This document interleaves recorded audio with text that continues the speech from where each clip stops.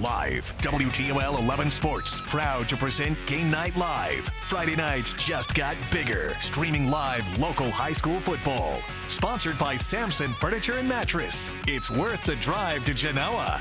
Now, here's Jordan Strack.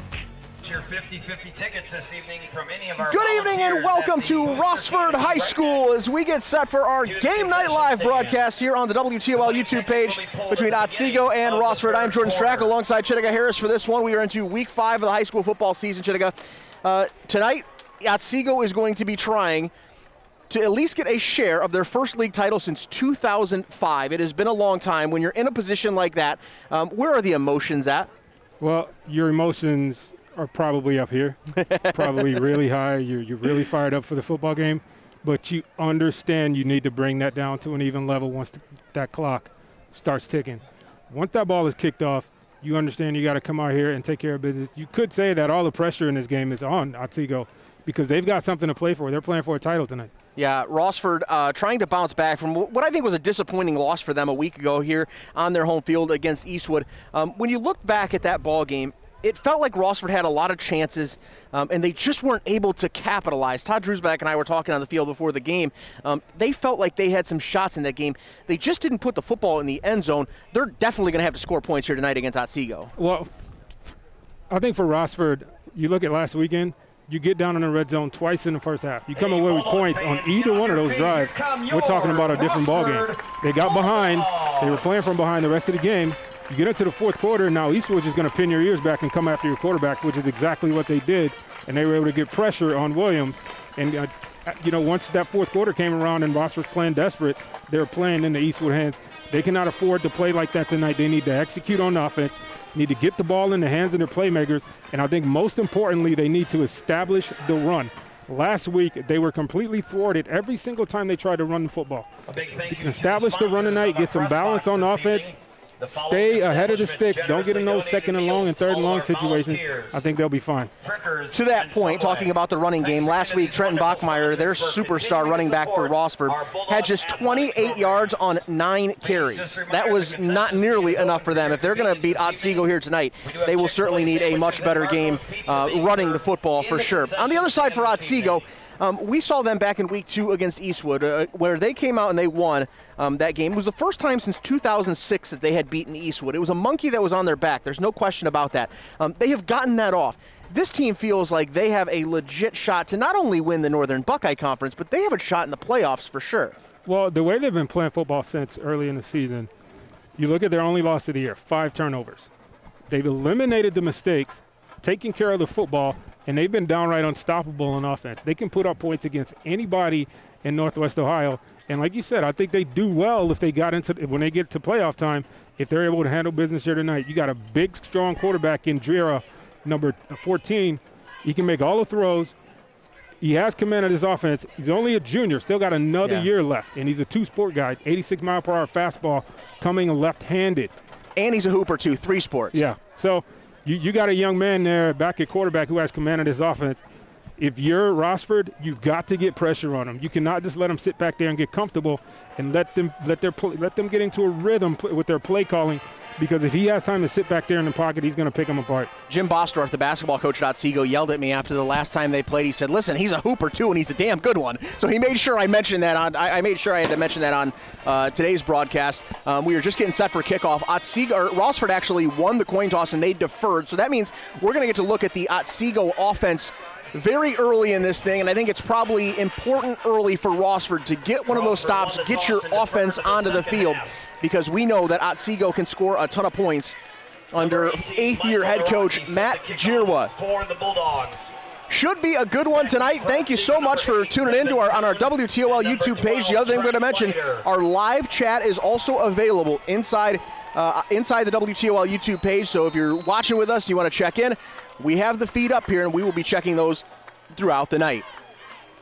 So here we go. Ball is in the air, and it will be Devin Kuhn who will receive the ball just inside his own 15. He will get out to the 30, out to the 32, and that's where he's taken down. And Otsego will take over starting from there under the direction of their junior quarterback, Joseph Jirwa. He is a coach's kid on the year, 54 of 94, completing 57% of his passes, 751 yards. The only number that does jump out to you, he has thrown 10 touchdowns and 5 interceptions. He certainly wants to get that number more in check.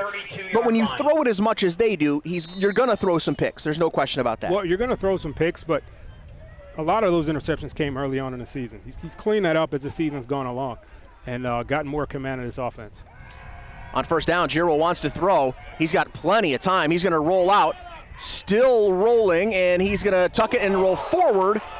And they wanted a flag over there for a face mask. I don't think they're going to get it. I think he got him up around the neck area, so there will be no flag. Take a look at that starting offense. No, there was a late flag that came in. My apologies. That came in very, very late. And I don't know if they're going to call a face mask or if they're going to call a horse collar tackle. Personal foul, horse collar. Yeah, it'll be a horse collar tackle is what they're going to call. We'll take another look at it. As Jirwa gets out of the pocket, he had plenty of time, and he was brought down late. Let's take a look, see if we can tell. Personal foul, horse collar, resolve that play as first down. Hey.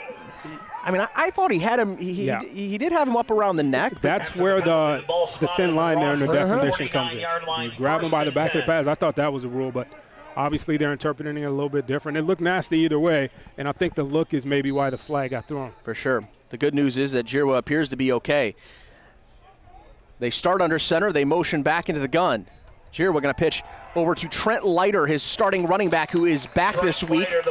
Played last week as well. Look at that offense for the Otsego Knights. Jirwa certainly makes everything go, but he's got some really good wide receivers out there as well, including his brother Noah Jirwa, who is their leading receiver, 15 receptions on the year. And I mentioned Trent Leiter, their starting running back. He was suspended for 2 games earlier this year, but he is back, and he is a force. In just a couple games that he's played, he's got 33 rushing attempts and almost 300 yards rushing and 5 touchdowns, so they are certainly happy to get him back. It'll be second down at 8 from the 47. Jirwa going to throw. He's got Devin Kuhn wide open down the middle of the field. He is tackled inside the 5-yard line, but a quick early strike for the Otsego Knights. Well, they've been running the football early, and you talk about that threat of Leiter being back in the offense. That is what he means right there. Not only running the football, but because he's a threat in the backfield, they run play action. You run a skinny post right down the middle of the field, and Jirwa throws a strike. It was a touchdown-saving tackle by Nate Gladio, number 17 from Rossford. And it'll be first down and goal, the ball at the 3-yard line. Be 2 men in the backfield. They're under center. They're going to hand to Leiter. He's got a little bit of space off the left side, and he is into the end zone for an early Otsego lead. Just a simple dive play. Their offensive line gets a good push. Didn't have very far to go. And your star running back gets the ball into the backfield. He actually carried a couple guys there at the end. Big, strong, powerful run by Leiter. For Trent Leiter, that is his 6th touchdown already this year. He leads the entire Northern Buckeye Conference in touchdowns, and really it's only his 3rd game playing. Yeah, well, 2 games in less than a quarter, and 1 drive. That shows what kind of talent he has back there. Give credit to that offensive line also. Devin Kuhn's extra point was up and good, so it's 7-0 Otsego here early. We expected Otsego to come out and throw the football around. They tried to establish that, but now you've got your star running back. He's had another week under his belt to get some rhythm going. That first drive, this is what this Otsego team is built on. Multiple formations. They're going to put guys in different places to try to create mismatches, put guys in motion to create number mismatches. If you're Rossford, you've got to mix things up. Even on the big play that you saw Jirwa throw on the deep ball down the middle of the field, Rossford set pressure. That's something that I think they're going to have to do today in order to make Jirwa uncomfortable and get him off of that spot that he wants to be on and throw the football. He's a straight drop-back quarterback. He can throw the football on the run, but no quarterback likes pressure up the middle in their face. That destroys entire play. You saw that. He was able to get outside, gain a couple of yards, and then the penalty flag. But Rossford needs to get him out of that pocket where he's comfortable. Kickoff away, going to be taken by one of the up men. And there's a little bit of room to run out to the 35-yard line, and that is where Rossford will take over for their first drive of the game under their sophomore quarterback, Alex Williams. He is 50 of 99 this year, 585 yards, completing just over 50% of his passes, and 5 touchdowns through the air. On the ground, he's also run it 53 times for 274 yards and a couple touchdowns as well. Just a sophomore, and there were certainly some plays left on the field, I think, no matter how you look at it, a week ago, and I thought Williams played well, but he's a sophomore, and there's certainly things that they'll keep working on. Bachmeyer is going to get the first carry of the game. He's going to push forward for 3 yards. It'll bring up 2nd down and 7. Take a look at the rest of that Rossford offense, led by their big left tackle, Nick Walker, and also their superstar wide receiver, Jamari Kroom. Last week had 6 catches for 77 yards and probably should have had a whole bunch more. Had a couple drops in there, and there were certainly some more left out there for sure from him. Jonathan Kellermeyer and Ben Morrison, the other good receivers out there, and Trenton Bachmeyer, who can get it done in the passing game and also running the football as well. Williams on the run-pass option is going to keep it, and he's going to get hit for a loss. Stop made by number 42, Blake Steele. Blake Steele 3rd and 9. Hits him in the backfield for a loss, and it'll bring up 3rd down and long. Well, RPO there, and I think he made the wrong read. He should have kept the ball in the running back in the tailback's gut. He had an opportunity to gain some yardage up the middle of the field. Only 3 down linemen. Pressure comes backside for Otsego, and is able to get home. So 3rd down and 9, a big early 3rd down here rather for Rossford.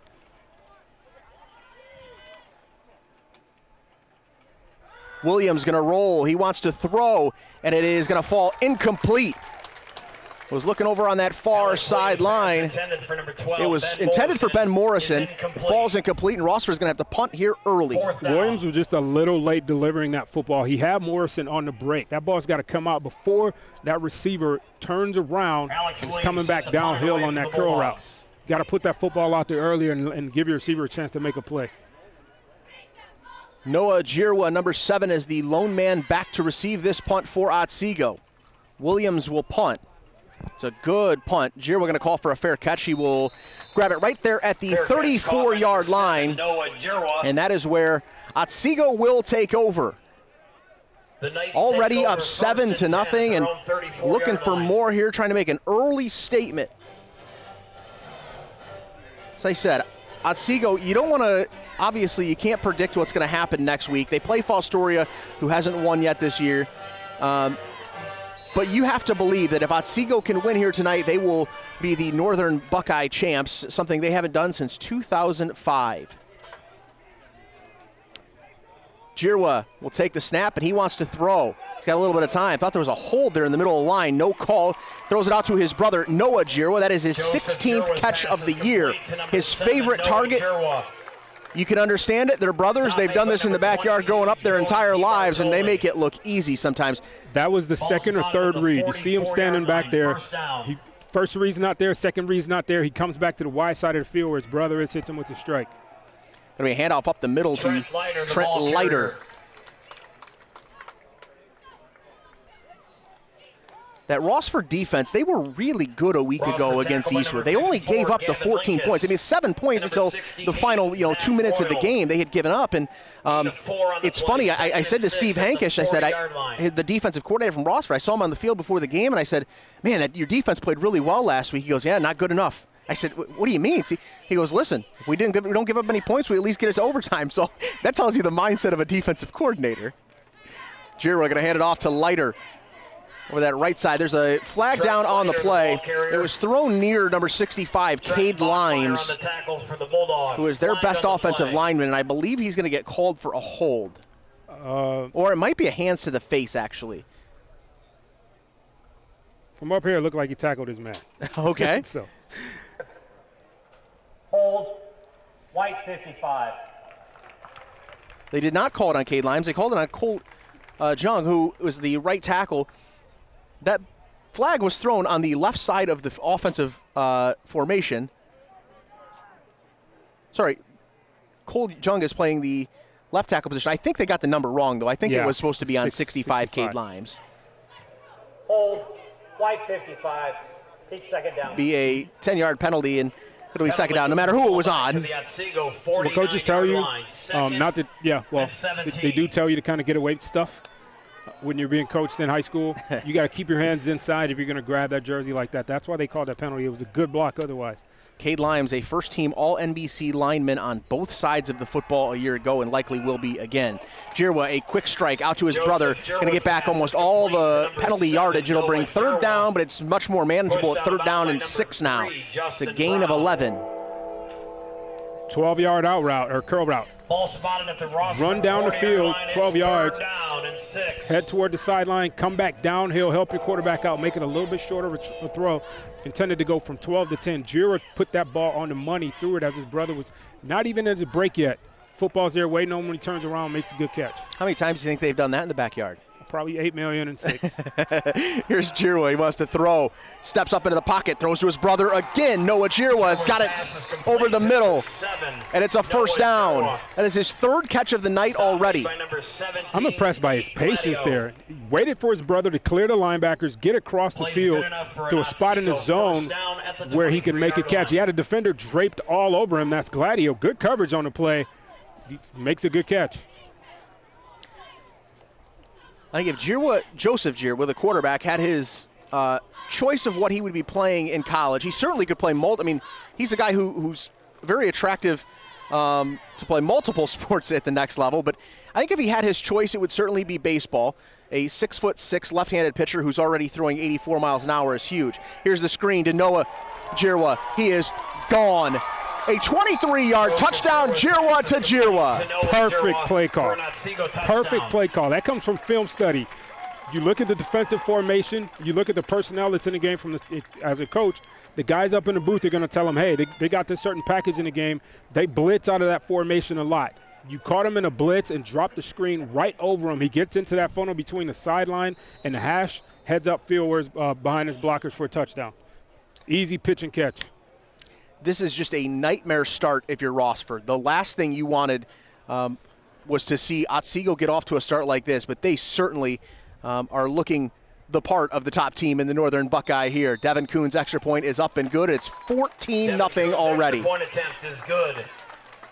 Our score was 7:24 to play in the first quarter. Otsego 14, Rossford 0. So, Chittiga, if you're Rossford right now, how big of a drive is this early in the game? I don't want to say it's a must score already. It's still so early, but you have to do something to slow down the momentum or this thing could get ugly. Well, let's not get too far ahead of ourselves and talk about scoring.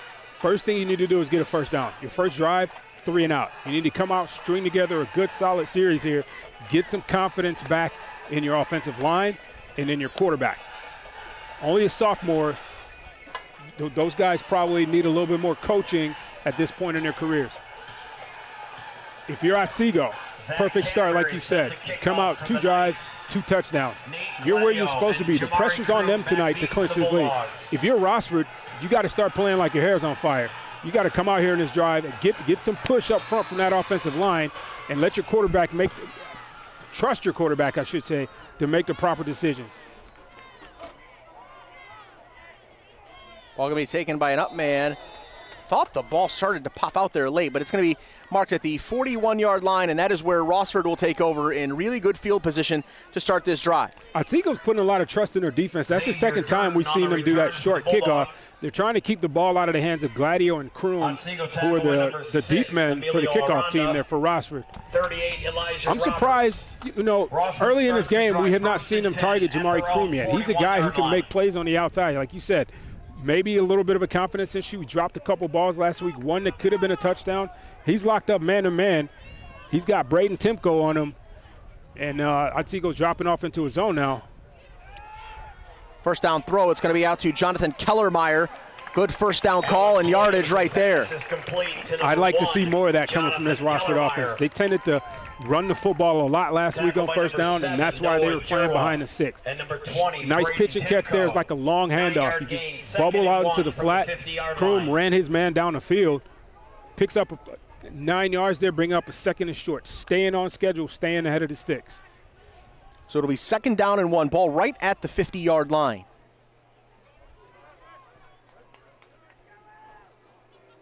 Williams has Carl Fitch in the backfield, and they're going to try to keep it with Williams. He's got a little bit of room. He's inside the 45 to the 44. That play off the bat did not look good, but Williams, a great individual effort to escape some tackles and get the first down yardage. Well, Otsego showed blitz, and then they brought it, like you said, an individual effort. This is what Williams can give you that I think no other quarterback in this league can. He's excellent with his feet. You look at him, 5'10", thick through the middle, strong young man, runs with a low center of gravity, and he can give you that threat right there to make a play out of what should have been a huge loss.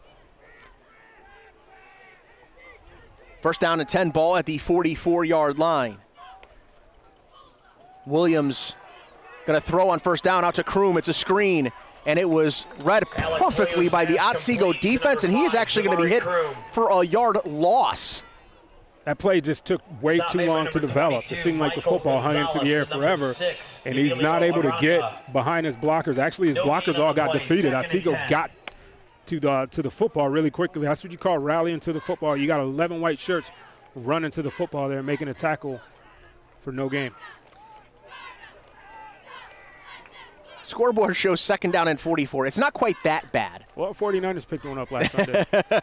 Here's Williams. He's going to throw on 2nd down and 10. He's hitting the backfield. He spins away, and he's going to get taken down for a 1-yard loss. So back-to-back negative plays after you finally get a 1st down. The Otsego defense rallies. This is an Otsego defense. They don't get nearly the love. I mean, let's just be honest, because their offense gets most of the headlines, but this defense has only allowed 8.3 points per game so far. Well, when you got a lot of flash on offense, that tends to get all the attention. But the defense, these guys come out and, they're varsity players too. They lace them up just like everybody else, and they've been playing outstanding football this season. So on 3rd down, Williams going to throw. He's rolling, and he is firing, and he's got his man. That ball is caught. It's completed out to Nevin Hanthorn. To number 20, Nevin Hanthorn. A guy who doesn't get a ton of playing time. Made by number 20, Braden Timko, and number 14, but he has the 1st down, a huge play. You roll your mobile quarterback out. 1st down. Jamari Kroom blew the top of the coverage. He took the safety and the corner who was on this side of the field with him. Find a little soft spot in the zone there. Turn around, show the quarterback your numbers. He delivered a strike, 1st down. It took me a second to get Nevin Hanthorn's name out because that was just his 1st or 2nd catch of the year, and now he's got another one.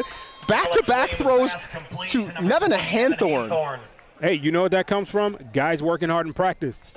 He hasn't played all season. More than half the season that he's not played other than special teams. Like you said, no touches on offense. He showed them something in practice that said, hey, we got to get this young man on the field. And now, 2 big catches, or 1 big catch already, and then a second grab there to bring up 2nd and 8. Hanthorn, just a sophomore. He had 1 catch for -2 yards coming into the game. His stats are a little bit better now. A little bit better. It's going to look sweet in the stat sheet next week. Here's Williams. He wants to throw. He's got a man. It's Kellermeyer over the middle. He's into the end zone. It's a touchdown. Rossford answers back. That is exactly what the doctor ordered if you're Rossford. Now you got some confidence. Good play design there. You get down in here in the red zone, and you've got double slant routes on both sides. Delivered a strike. And I thought Otsego had a chance to make a tackle there about the 5-yard line. They just kind of bullfighter olayed them into the end zone for a touchdown. Well, after you were held off the scoreboard last week, they did not score a point. That certainly had to feel good to get into the end zone. The extra point is up, and it is no good. It was pulled left. Michael Naraki goes wide left, so it's a 14-6 ball game. Chinniga coming into this thing, I had a feeling tonight we could see some points. Yeah, and your prediction is coming true now. Good series for Rossford. Although you had a couple of hiccups with the negative plays, you picked up a big 3rd down. Your play calling got into a rhythm. You played ahead of the sticks. Now you get some momentum. Trust your defense. Hey, get out there and make a play. Get that ball back. Get these guys off the field. Put the ball back into Williams' hands. I said I didn't know if it was a must-score drive, but I thought they certainly had to do something offensively there, and they were able to go down, and that is a huge, huge touchdown for this Rossford offense to get right back into the ball game. This reminds me of when you got 2 teams who are capable of putting points on the board like these 2 teams are. my college teammates and I used to call, we hope your scoreboard work game. Come out before the game and you're talking trash to your opponent because you know you might be able to run it up on them a little bit. Hope the scoreboard works. Kickoff for the Bulldogs. So 4:08 left to go here in the first quarter. They've already got 3 touchdowns on the board. Last week it was 7-0 into the final 2 minutes of the game here at Rossford, and this week we've already got 3 touchdowns in the first quarter. Naraki will kick. Ball is away. Devin Kuhn is over there for Otsego. He will receive it right at his 20-yard line. Makes a move and is taken down at the 30-yard line, and that's where Otsego will take over.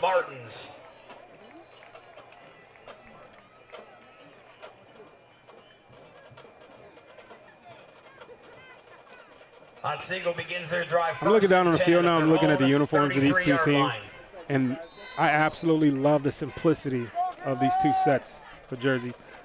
Black helmet, white shirts, black pants, black shoes for Otsego. Some guys got on white shoes, and then you got the maroon for Rossford. Giro wants to throw on first down, but he's going to keep it. He tucks, he's got 10, and he's got another first down. If you're Rossford, you can live with that. Jira had to make a play with his leg. Now, we know he can do that. We see him scramble a little bit. It's not his strong suit. Okay, he's more of a pocket pass. He can escape. But if you're Rossford, you set pressure and you got him off his spot. He could not set back there and go through his first, second, and third read like you've seen him do already in this game a couple of times. I'm gonna disagree with you here. I think Otsego's orange, like the color orange, looks so good on uniforms with black. Hey, orange and black looks good on nothing in this world except pumpkin. Spoken like a true rocket. There you go. Giro wants to throw. He's going up top, and he wanted his brother out there, but it falls incomplete. It'll bring up second down. I just think that orange and black on uniforms, it looks really, really good. I even if there was just a little pop of orange, I'd take it. But I do like the black and white. It's simple, and it does look good. It's kind of intimidating as well. It kind of reminds me of like a 90s Disney movie. Whenever you're playing against the team that nobody likes, they're kind of intimidating, right? Oh, wait, you're still talking? I am. I have no idea nothing you just said. You just I was reading notes. I was reading my notes. Yeah, I bet you were. All right, second down and 10 ball at the 46-yard line. Giroux dropping back to pass. He's got a man wide open. It's Chase Hellberg, his tight end. He slips a tackle, and he's gone. Chase Hellberg, his 4th touchdown catch of the year. Hellberg, touchdown Otsego. You got to make that open field tackle. And I'm going to go back to the play before. Justin Brown made a play and had great coverage.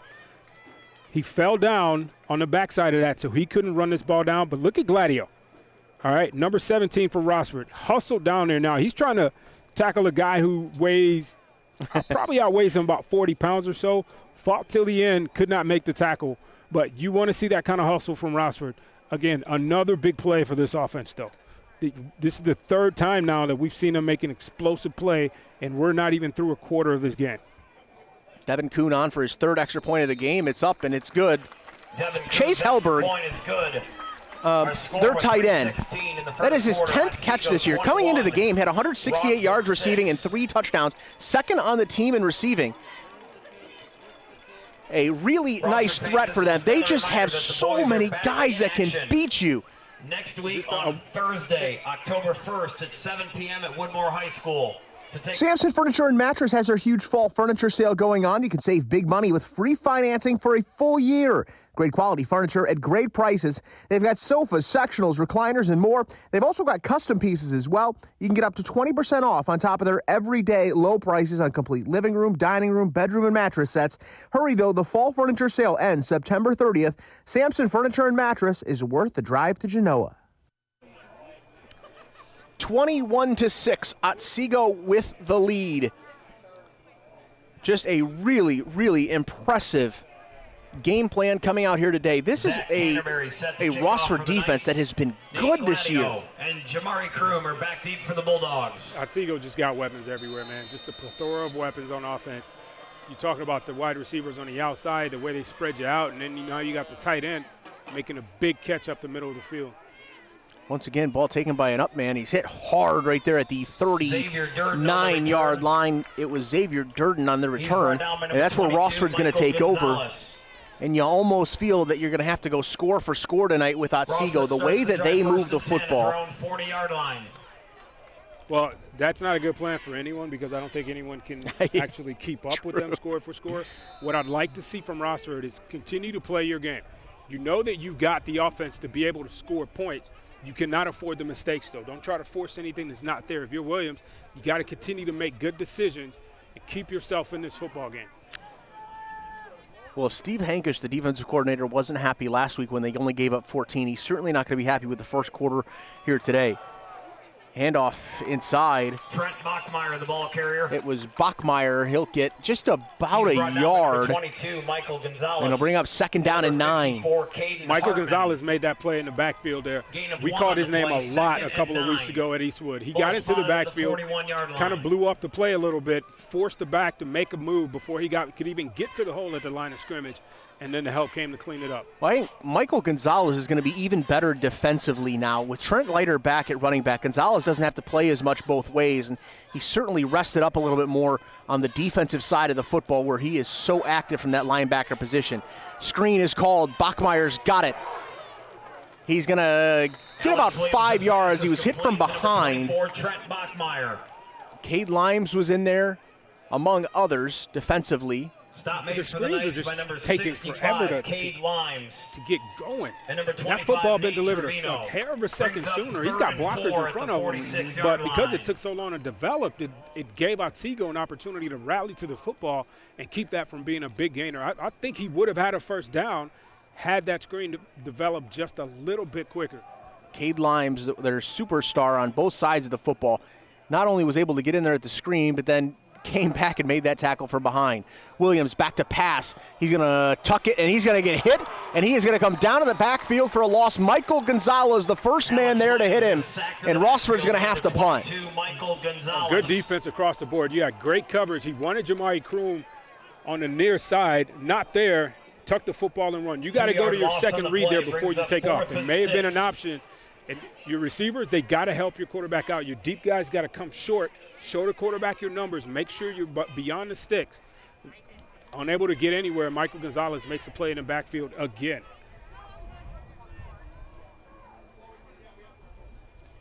So 4th down and 6. Williams, it's going to be a fake. He's going to throw. He's got his receiver out there. It is complete, and it's a first down. What did I tell you Christian before Brown, the game? You literally said to me, you came down to me on the field, and you said, with Williams back there punting, they're going to have to pull off a fake or something at some point tonight, and they just did. That's a long throw for Williams to make on the run, too. Exactly. That's exactly where I was going. You making a play on the run like that for any quarterback is tough. You got a sophomore, and you're asking him to make that play. But with his skill set, that play has had to be in the playbook all season long, and that's the first time they've been able to pull it off. Perfect execution. Terrific play and a big one when they needed it. Williams now wants to throw. He's going to go up top. He's got his man. It's Kroom. I beg your pardon. It was not Kroom out there. It was Ben Morrison. Ben Morrison falls incomplete. And it was just out of the reach of Morrison. He had him. He got a step on a defender. He just needed to pull the string on that pass just a little bit, and he walks into the end zone. Normally they're taking that deep shot with Jamari Kroom. They did it so many times last week, but that was Morrison who on the year has 10 receptions for 124 yards and 3 touchdowns, but was limited to just 1 catch last week. He got more than a step. His defender was cooked. Williams going to tuck. It's a quarterback keeper. He's got room. He's inside the 30. Shoulder down. He's down to the 25-yard line. Maybe the 26. A big first down for Rossford. That's a play we saw them run a couple of weeks ago versus Genoa with some success. Just a quarterback draw. He didn't even bother doing the fake to throw the football. He just tucked it right away. And this is what I like about this kid. He is not afraid to lower that shoulder and deliver a blow to a defender. Not a big guy is Alex Williams, but yeah, he is certainly not afraid. So the ball's at the 20-yard line. Williams going to keep it again. They certainly are making a more concerted effort today Williams, the ball carrier, to run the football with Alex Williams, a dual threat. Down by number 22, Michael Gonzalez. Well, you got the Rossford sideline now yelling at the officials because they want that horse collar call. Similar play to what happened with the Otsego quarterback Jira earlier in the game. That's the end of the first quarter of play. And no flag came on. We're going to go to the second quarter now with Otsego up 21-6 over Rossford. After a quarter, it is 21-6 Otsego, but Rossford is driving when we come back. That has been placed on the bleacher seats this evening. The Wood County Health Department, the Center of Disease Control, and the Governor of Ohio have mandated that all spectators only sit in the areas not lined with blue tape. I repeat, it has been mandated that all spectators only sit in the areas not lined with blue tape. To be the best, In addition, it not has been just on mandated that all Friday nights, spectators wear masks but throughout every the morning, season's contest, every day, unless they're eating every or night. drinking. It's time for them to show you what true athletes are.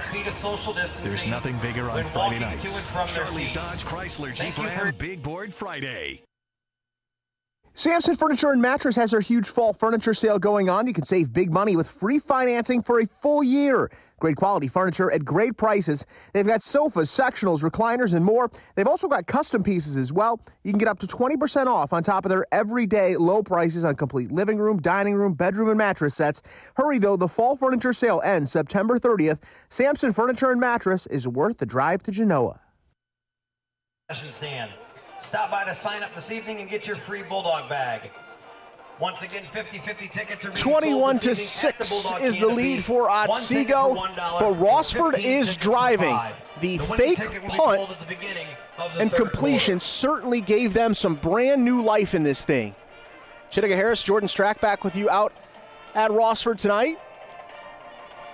I thought that that's one of those plays that could absolutely change a ball game. You're down 21-6. You're thinking you're giving the ball back to this high-powered Otsego offense who you haven't been able to stop so far. Rossford pulls off a fake punt. It worked to perfection. Kellermeyer is the man in motion. Williams hands it off. Carl Fitch gets the carry. He makes a move. He's down inside the 5-yard line. Stop made by number 9, Ryan A little bit of a Gray. change of pace back. Number 22, Michael Fitch is a Gonzalez. slasher, and you That saw a play is perfect good enough example for of that another right there. He's Bulldog. going to hit the First hole hard, down. stick a foot in the ground, and change direction, but he's going to stay First and north-south. goal, ball spotted at the 4-yard line. So it's first down and goal. Ball is going to be right at the 5. Fitch is going to play multiple positions for you in this game as well. Currently in the slot on the far side of the field. Does have a couple carries on the year. He's got 10 carries this year. That was his 11th. Williams in the gun. He's going to keep it. He is hit right at the 4, drags a couple guys down to the 2. They made Trent Bachmeyer basically a lead blocker on that play. Michael Gonzalez and number 65, Cade Limes. Just a lead draw with Brings your up second running and back as goal the at the running 2-yard line. a lead blocker in that play, kind of almost like an ISO play for a quarterback. Able to pick up a couple yards. This is the area of the field that Rossford had issues with last week, punching the football in or getting any points at all. They need to come away with points here. Second down and goal. Ball at the 2-yard line. Williams going to hand it off to Bachmeyer. He puts his head down, and he is into the end zone for a touchdown. Ball carrier, touchdown, Bulldogs. And it looks like they're going to go for 2. Inside handoff here, just get north-south, lower your pads, play lower than your opponent, and drives it to the end zone. Good job by that offensive line, winning at the point of attack, creating that little bit of an extra push to let the back get into the end zone. 5th rushing touchdown of the year for Bachmeyer. He also has 1 receiving this year.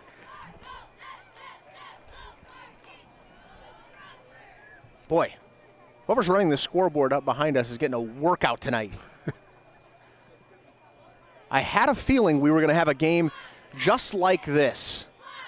Williams going to take the snap as they try for 2. He's got a man wide open, and it's Bachmeyer. He is in there for the 2-point conversion. It's a 21-14 game. Perfectly designed play. You get all the motion of the play going in one direction, and you bring one guy underneath across the route and just drop the football off to him. Easy pitch and catch. That's like a long handoff. Excellent play design. Defense flows one way. You send one guy in the opposite direction. Touchdown. Well, 2 points. 2 points. This Rossford offense certainly seems re-energized. I think the coming into today, you fall down after last week. You get shut out. You fall behind 14-0 very quickly tonight. The fact that they have fought back so quickly in this game, I think, says a lot. Well, like you said earlier, they just simply did not play well last week. We saw them a couple of weeks ago versus Genoa, and bar a couple of turnovers, they look like they could play with anybody in Northwest Ohio. Last week you come out, you don't execute in the red zone, you have a couple of turnovers, you drop a few passes, one of which I guarantee would have been a touchdown had he caught it. And you look at that film and you just say, you know what, we're not even going to bother with this. We just played our worst football game of the year, and we had a chance late. Coming out tonight, they're executing, save for one drive where they went 3 and out. They're right in this football game with Otsego. Devin Kuhn will take the kickoff. He'll get it out over the 35-yard line, and we'll get to see that Otsego offense again. They are 3 for 3 tonight with touchdowns. See what kind of adjustments this Rossford defense will have to make. If I'm Rossford, I don't wait till third down or second down to send pressure after Jira. I think you need to send that extra man. First down, they're coming out with 3 wide. You got a wing back, and then you got a back off the hip of Jira now. You got to send somebody. Send more guys than they can block, and maybe that pressure can get home. Handoff right up the middle. It's going to be Trent Leiter. He'll push forward for 4 on first down. And Rossford's playing a lot of man-to-man. I've seen them drop off into a zone a few times. They like to play a cover 3, but they've been playing man-to-man the majority of this football game. That should be an opportunity for Jira to go after this secondary. But if they're playing man-to-man behind it, you got to get him off that spot and get pressure on him. Slot receivers uncovered. And now there's going to be someone jumped. I don't know if it was. I think it's going to be on the defensive side, so it's going to be a 5-yard penalty, and it'll be 2nd down and 1. And those are you just can't give any freebies to this Otsego offense. Well, that's one of the things that you have to prepare for. Okay, if you're going to send extra guys, Otsego's going to see that, and they see those guys rushing to the line of scrimmage, and they're going on the first down. If they've been going on the first down so far in this game, give them that extra little oomph in the cadence call. 5 free yards. Now you got a 2nd and 1 situation. You're playing into the hands of this offense. 2nd down and 1. Ball is at the 45-yard line. Jirbo wants to throw. They're going to take a shot on 2nd down and short, and he's got his brother Noah out there. He is down inside the 25-yard line. They just keep coming at you. Well, good play call there. 2nd and 1. You expect just a simple dive play, hand it off. It's worked for them so far in this game. Play action. 1-on-1, the pressure actually gets home. It's the pump fake that gets the separation for Jira there. And he hit Noah Braun. You saw those two jawing at each other a little bit earlier on after Braun broke up a pass. And the receiver gets one back. That's the best. When you're wide out and you know that you can play with the guy, but he's going at it back and forth with you, making plays left and right. Those are the best games to play in. Leiter, the carry. He'll pick up about 2 on first down. Wanted to update you on our Charlie's Dodge Chrysler Jeep Ram Big Board Friday game of the week. Perrysburg leading Bowling Green 10-7 with 9:42 left to go in the second quarter of that ball game, just down the road from here in Perrysburg. Not a big one in the Northern Lakes League. Both teams 4-0. Bowling Green certainly the surprise team of the area this year. And right now they're playing right with the Yellow Jackets. 2nd down and 8, empty backfield. Motion Kuhn. They're going to give it to him. Kuhn will spin out of a tackle, and he fights close to first down yardage. That is a terrific play by Devin Kuhn, who is one of the smallest guys on the field, but he just makes big plays. Well, it helps that he's fast and a jitterbug as well. You send him in motion underneath, just toss the football forward. That counts as a forward pass, so if he drops it as an incompletion, not a fumble, and then you see the fight there to pick up the extra yardage. 3rd and 2 at the 15-yard line. So 3rd down and 2 now, ball at the 20-yard line. Clock ticks down to 8:10 left to go here before halftime. Otsego 3 for 3 scoring touchdowns so far in this game. Jirwa under center. He's going to turn, hand it to Leiter. He's got room over that left side. He's got a first down inside the 10-yard line. Trent Leiter, the ball carrier. It's interesting with this Otsego team. They run so many different formations. They will spread you out, but then they can come in and just run a straight power play and just bulldoze you as well. Well, it's great to have the kind of personnel, to have the numbers to be able to do that, and guys who are ready to play on a varsity level. It gives you, it's a luxury in play calling, if you ask me. Here's Leiter again. He's down to the 1-yard line. Leiter, the ball carrier. And you want to talk about balance. Coming into this game, this Otsego offense, they had run it 113 times and threw it 94 times this year. There is complete balance on this offense, and that is that's part of the reason they are so darn good. And it makes it difficult to prepare for it because they can beat you with either way. If it's a game where you're stopping the run, okay, we're going to let our big 6'6" quarterback with a cannon arm stand back there and throw the football around on game, and you see him there using that size and the quarterback sneak to score a touchdown to put 6 more points on his board for this offense. They come at you with so many different ways, so many different formations, and each personnel grouping is just as skilled as the personnel grouping that just came off the field. About as easy a touchdown as Joseph Jirwa will score in his entire life. Just hands the ball over, puts his hands over the goal line there. Very easy touchdown, and it's another 2-touchdown lead once again for Otsego. Well, it helps when you're 6'6" and can jump and you're a basketball player. Devin Kuhn now 4 for 4 with extra points. 28-14 now. Is good. Our score was 7:10 to play in the first half. Otsego 28, Rossford 14. Sampson Furniture and Mattress has their huge fall furniture sale going on. You can save big money with free financing for a full year. Great quality furniture at great prices. They've got sofas, sectionals, recliners, and more. They've also got custom pieces as well. You can get up to 20% off on top of their everyday low prices on complete living room, dining room, bedroom, and mattress sets. Hurry, though. The fall furniture sale ends September 30th. Sampson Furniture and Mattress is worth the drive to Genoa. Love that shot from high above here at Rossford on our WTOL mast cam. Got our satellite truck over there giving you a beautiful look from high atop. 7:10 to go here, second quarter. 6 touchdowns on the board already. Jenica Harris, Jordan Strack. Certainly a fun ball game. We expected it. Back deep for your Bulldogs. Number 17, Nate Gladio. And number 5, Jamari Cruz.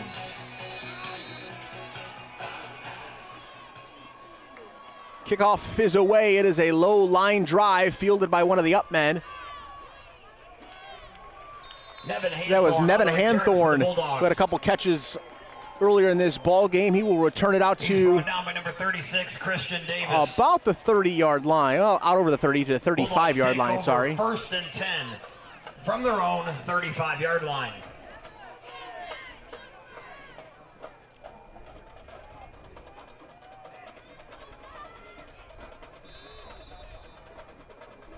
Jamari Croom's only been targeted one time in this game, and that was on a screenplay. Yep. That he caught. That play went for no gain. He's not been targeted down the field. He's not thrown a deep ball to him. But for me, what the best route that he runs is the 3-step slant. We've seen him make several catches on it. He scored a touchdown on it versus Genoa, and he caught that same route 3 times last week versus Eastwood. DB's playing heavy inside leverage on him there at the top of your screen. We'll back off just a little bit. Man in motion, that is Holden Martins. Throw over the middle, it's Ben Morrison, he breaks a tackle, and he is gone! 65 yards, Alex Williams to Ben Morrison. And there is a flag down on the play. Personal foul. Roughing the passer. It was a personal foul, roughing the passer against Otsego. Penalty will be declined. It's going to be a 28-21 game. Morrison just slips one tackle, and he was gone. Well, that's actually the route I was calling for, but it was Ben Morrison who ran it that time to the boundary side of the field and not the wide side of the field.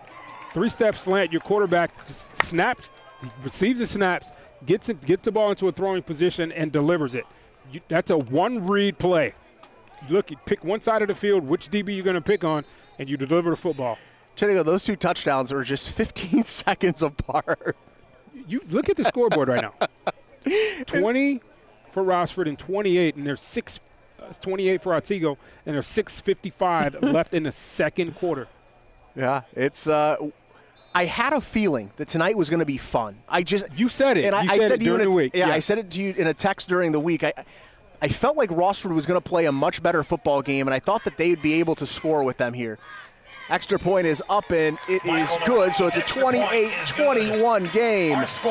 And we got a long time to go. I'm just hoping that this thing's going to be over by the time that we have to start Charlie's Dodge Chrysler Jeep Ram Big Board Friday here tonight.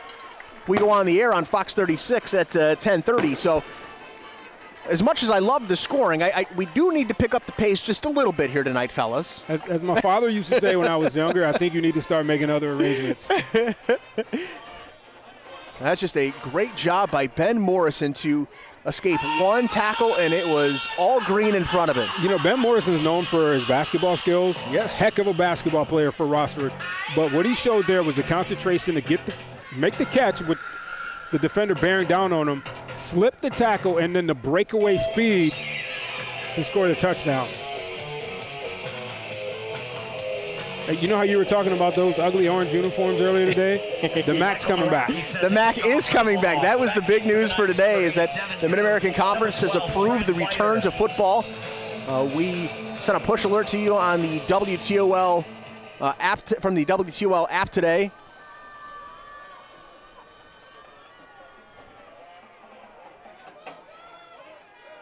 Kickoff is going to be taken out over the 30 to about the 34-yard line. It was Devin Kuhn on the return. Trent Leiter on the return for the it was Knights. Trent Leiter, sorry.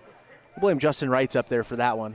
I always just assume he's right. 7, Luke Kress. It's hard sometimes for me to make out uniform numbers. When you're at Rossford, if you've ever been here, there's only the one side of stands, and you're a ways away. Yeah.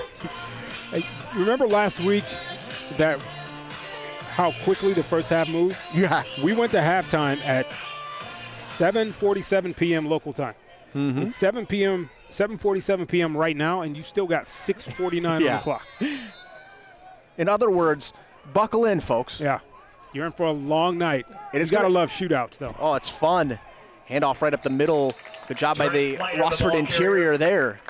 He's brought down by number 54. Gavin Linkus, the first man in there. He's their best defender on that defensive line. 1 yard gain on the play. 2nd and 9 from the 36-yard line. Although they're behind on the score, and Otsego scored on all 4 of their possessions, Rossford is not playing that bad up front defensively. The defensive line is getting some pressure home. They're bringing a little bit of extra pressure. It's just Otsego's just executing just a tad bit better. Throw out to Noah Jirwa. He's got it for a first down. You can just see how much there is a connection between those two. That's exactly, you said it. He's brought down by Rossford. They've been playing pitch and catch like this their entire lives.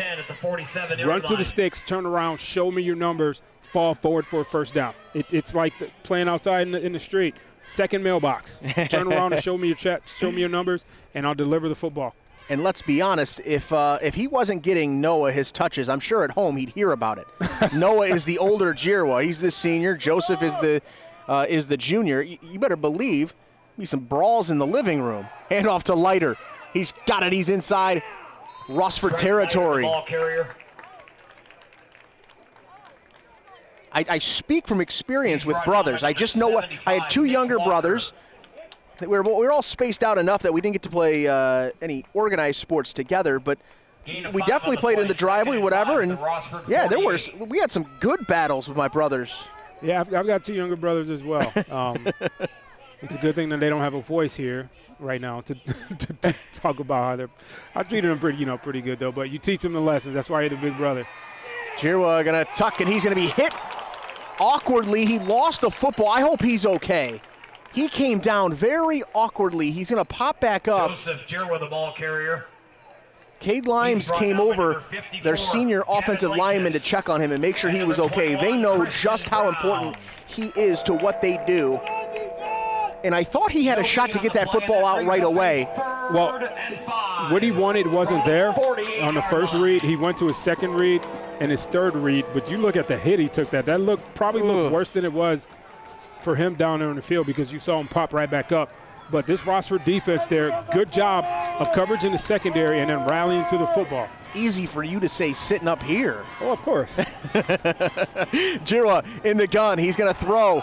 Quick pass. He's got his man. It's Devin Kuhn. Another first down. Pitch and catch. He's still on his feet. What a move by Devin Kuhn. He would not go down. To number 8, Devin Kuhn. How did he stay up? He had two men wrapping him up. The balance. The ball comes out right away. You pitch and catch, and you take a look at it there. Gladio just kind of spins off of him. His momentum took him away from the defender, and Kuhn gets up the field for a first down. Now you're down here in the red zone area again.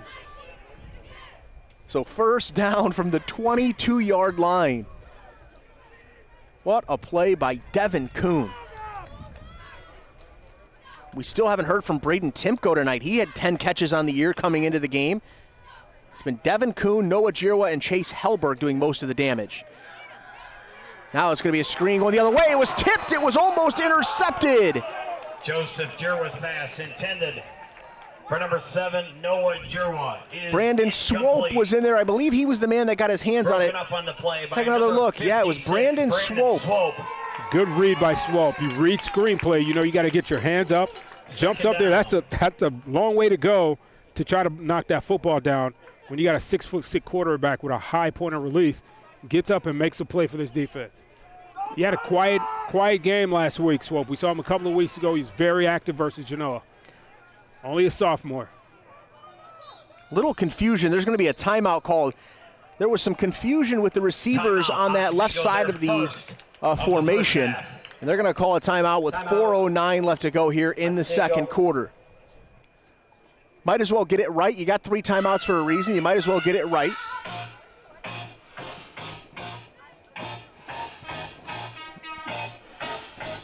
Sampson Furniture and Mattress has their huge fall furniture sale going on. You can save big money with free financing for a full year. Great quality furniture at great prices. They've got sofas, sectionals, recliners, and more. They've also got custom pieces as well. You can get up to 20% off on top of their everyday low prices on complete living room, dining room, bedroom, and mattress sets.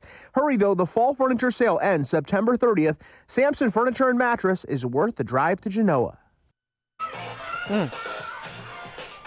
28-21, Otsego leading. They've called a timeout.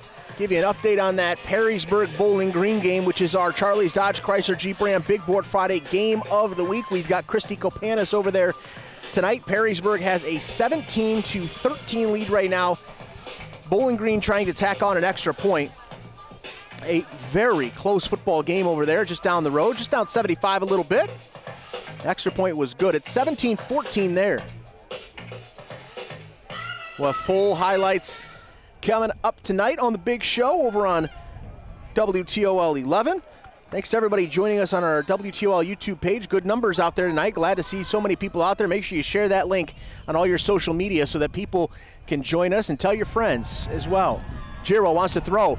He's going to the end zone, and it's just over the shoulder. He wanted Devin Kuhn. Tried to fit it into a tight window down there. If that on camera, if that looks like he's throwing it down into the abyss, it's because he basically is.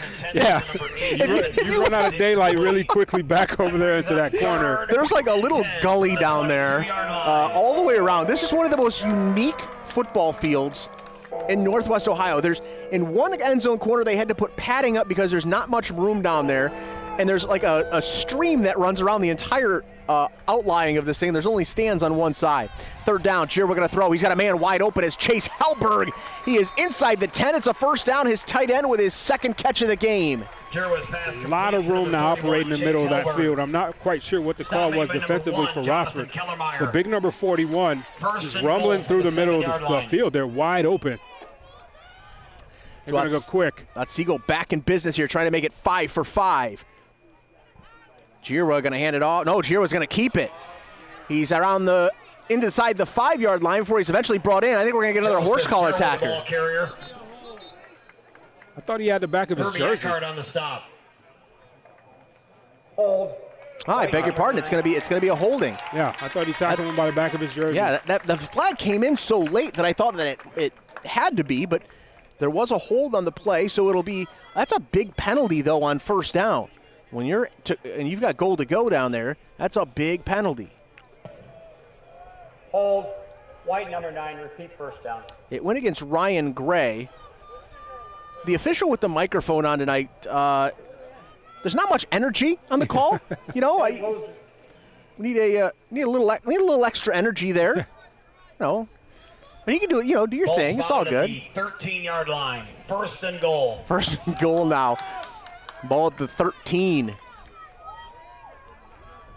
Kuhn in motion. Giroux going to roll out to his left. Nobody open. Giroux going to wait. He had 2 men come together there. The catch was actually made. Complete to number 9, Ryan Gray. It's Ryan Gray that came away with it. His first catch of the night. Rossford tackle by number 17. There were 2 men that ended up being in the exact same spot because they were trying to come back for the ball as Giroux started to scramble. Second and goal. Well, that's the side of the field that was flooded. You had 2 receivers set out there, and then you had number 8, Kuhn, go in motion to that side as well. So got a little bit crowded. You're going to see Giroux here keeping his eyes up while he's scrambling, and then the guy's trying to help the quarterback out, coming back to the football and complete the pass.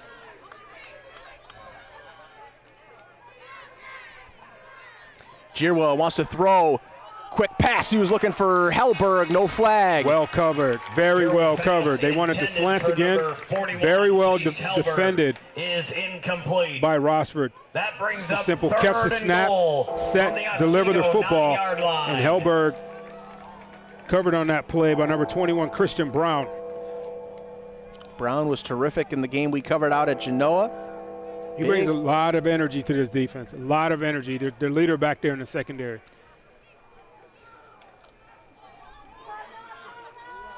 So 3rd down and goal, ball at the 9-yard line. Have to feel like it's probably good. They're going to go for it on 4th down too. They're not going to need it though. Giroux over the middle. The pass is caught, and it's another touchdown, and it's Chase Hellberg, the tight end, his 2nd touchdown grab of the night. Giroux put that ball only where his tight end could get it. It's almost like he was throwing to his catcher there. He put the ball low and outside only where his guy could get it because he was very well covered. Brandon Kellermeyer was all over Hellberg. I like that. Drop a baseball reference with the stud pitcher. Painting the black out there. Devin Kuhn going to come on for the extra point. It's up and it's good. I don't know if they're going to find that football. That ball was blasted back there. Oh, there's a young man back there. All right, they got the young kids back there. Rossford 21. Hanging out down in the lagoon. You tell a kid to find a football, he'll find it. He'll go down there and find it. He'll find it anywhere. 35-21. Otsego is now 5 for 5 on offensive possessions here tonight. They are putting on an offensive clinic. Very impressive start to this ball game. 2:44 left to go here before the half. Sampson Furniture and Mattress has their huge fall furniture sale going on. You can save big money with free financing for a full year. Great quality furniture at great prices. They've got sofas, sectionals, recliners, and more. They've also got custom pieces as well. You can get up to 20% off on top of their everyday low prices on complete living room, dining room, bedroom, and mattress sets. Hurry, though. The fall furniture sale ends September 30th. Sampson Furniture and Mattress is worth the drive to Genoa. 17, Nate Gladio.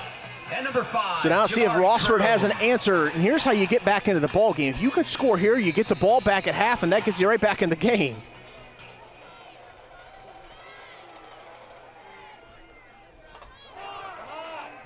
Ball was missed there by one of the up men. It's going to be Gladio. Got a flag down on the play. On the return. Rossford might be starting with some bad field position here.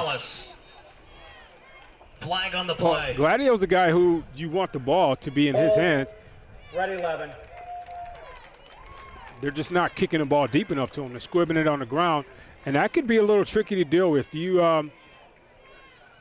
you've got the football bouncing around. Someone's got to commit to picking that football up, because if the offense recovers, it's effectively an onside kick. Ball going to come all the way back to the 20-yard line. 2:39 left to go before the half. 35-21. We have had a shootout here tonight. Just a picture-perfect night for football here in Northwest Ohio. Last week we had the coats out. This week I'm wearing shorts. It's unbelievable. Williams on a quarterback keeper, spins out of a tackle, picks up 9 on first down. Tough running, design quarterback keeper there. Takes the ball right up the middle for 9 yards. Solid first play there, picking up 9 yards. Now you're ahead of the curve. You're ahead of the play calling. You're ahead of the chains. They played behind the chains a lot last week, and you've seen the opposite tonight because this offense is executing like they're capable of. I'm going to be honest with you. I don't know how that wasn't marked as a first. It was marked as a first down. No, it wasn't. It should have been, but it was not. The chains were never moved. Alex Williams, the ball carrier. Now they will. Williams on a quarterback keeper, and he's got 5. Well, it looks like there's been an adjustment that's come up from the booth here. They're seeing something in this defense where the middle of that defensive line is being pushed back by the interior of this offensive line for Rossford.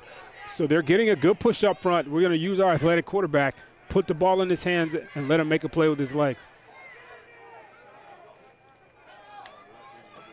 Williams going to throw this time. He rolls. He fires over to Jamari Kroom.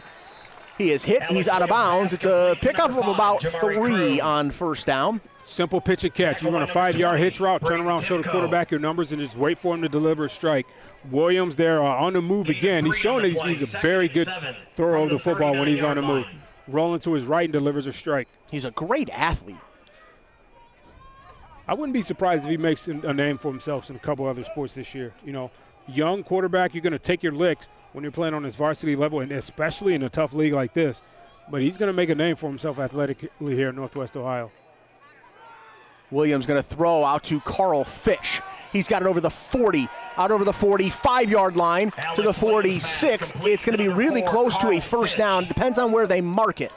Tackle made by number it's a little swing screen there. That's a first down. It looks like they're marking it. Just a little swing screen there / bubble screen. Some people call it a different name. Do what's called a J-step, go around the outside. The point of that play is to get outside the numbers. In order for that to happen, your wide receivers on the edge have to do a good job of blocking. Secure the edge there for his fellow wide receiver, gets around the end for a first down for Rossford. I like the play calling so far in this drive. Really crisp play calling. 1:37 left to go here before the half. See if Rossford can punch one in. Will be a big touchdown going to the break. Screen out to Morrison. Ball is dropped. They were trying to get Nick Walker, their big left tackle, out there as a lead blocker. Well, we talked about the screens developing a little bit too slow earlier. That one went a little bit too quick. People were not in the proper position. Delivered a low football, and Morrison couldn't scoop it up.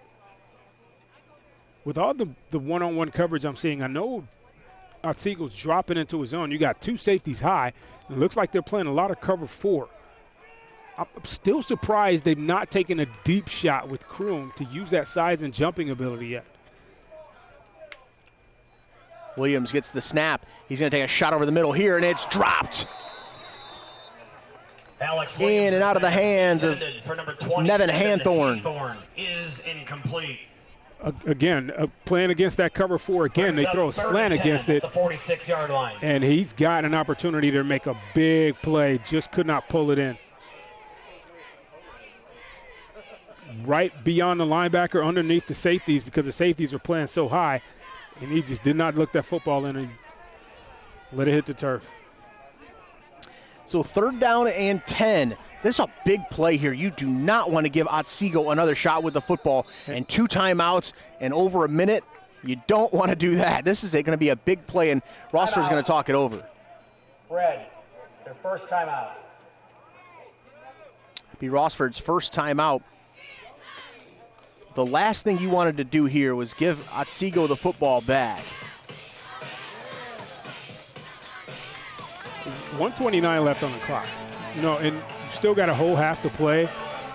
But you feel like is Rossford's going to come out in the second half and have an opportunity to stay in this football game, they've got to get points here. because Otsego does not look like they're slowing down. I'm curious to see what the total yardage is in the first half here, but I'm willing to bet it's already in one half. Rossford's got more than both teams had last week in the game we saw here versus Eastwood. That might be a fair bet, actually. We'll get halftime stats coming up here in just a little bit. 1:29 to go here in the first half. 3rd down and 10.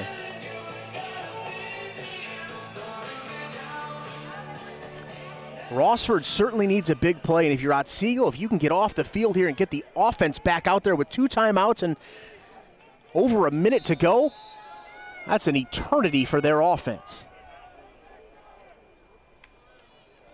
Here's Williams. He wants to pass. Limes gets in there. He avoids the rush. He's throwing deep. He's got Kroom out there. He was waiting, and the ball is going to fall incomplete. And now a flag comes down.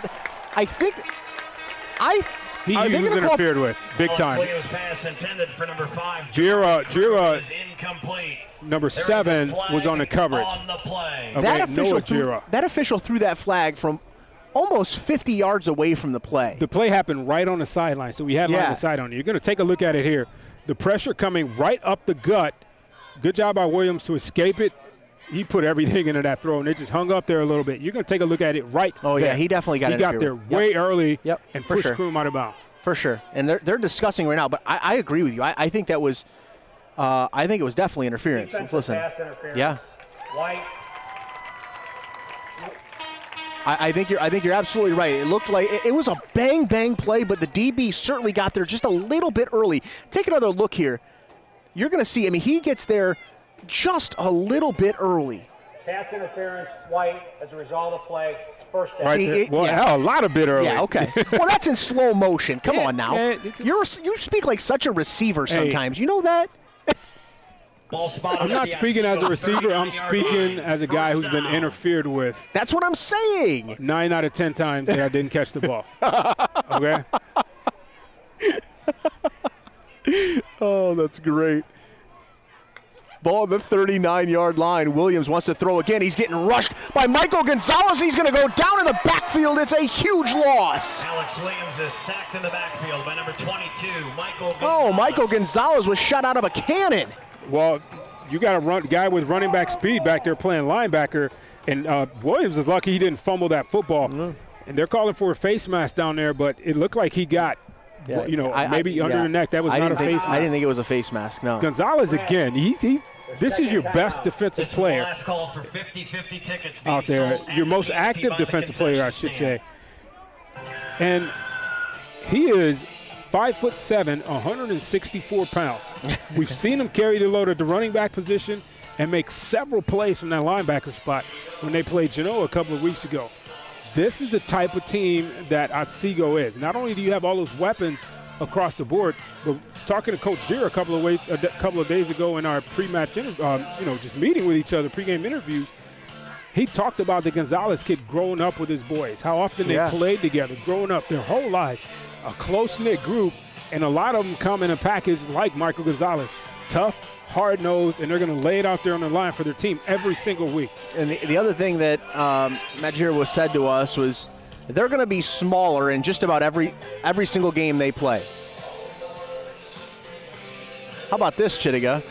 Joseph Jirwa, their quarterback, is actually out playing defense. He does not do this often, but he did practice there. I was out at practice this week, and he did practice a little bit defensively. Well, you've got 2 really tall wide receivers on the outside for Rossford, so he's playing what looks like a free safety position right now. Yep. And his brother's actually playing on the other side, playing a strong safety. Williams going to throw back to Trenton Bachmeyer. He's got the penalty yardage back on the screen, and there's going to be another flag thrown, and I think it's going to go against Rossford. Devin Kuhn on the tackle. There is a flag. I think it was a dead ball penalty. Well, you got Otsego players clapping.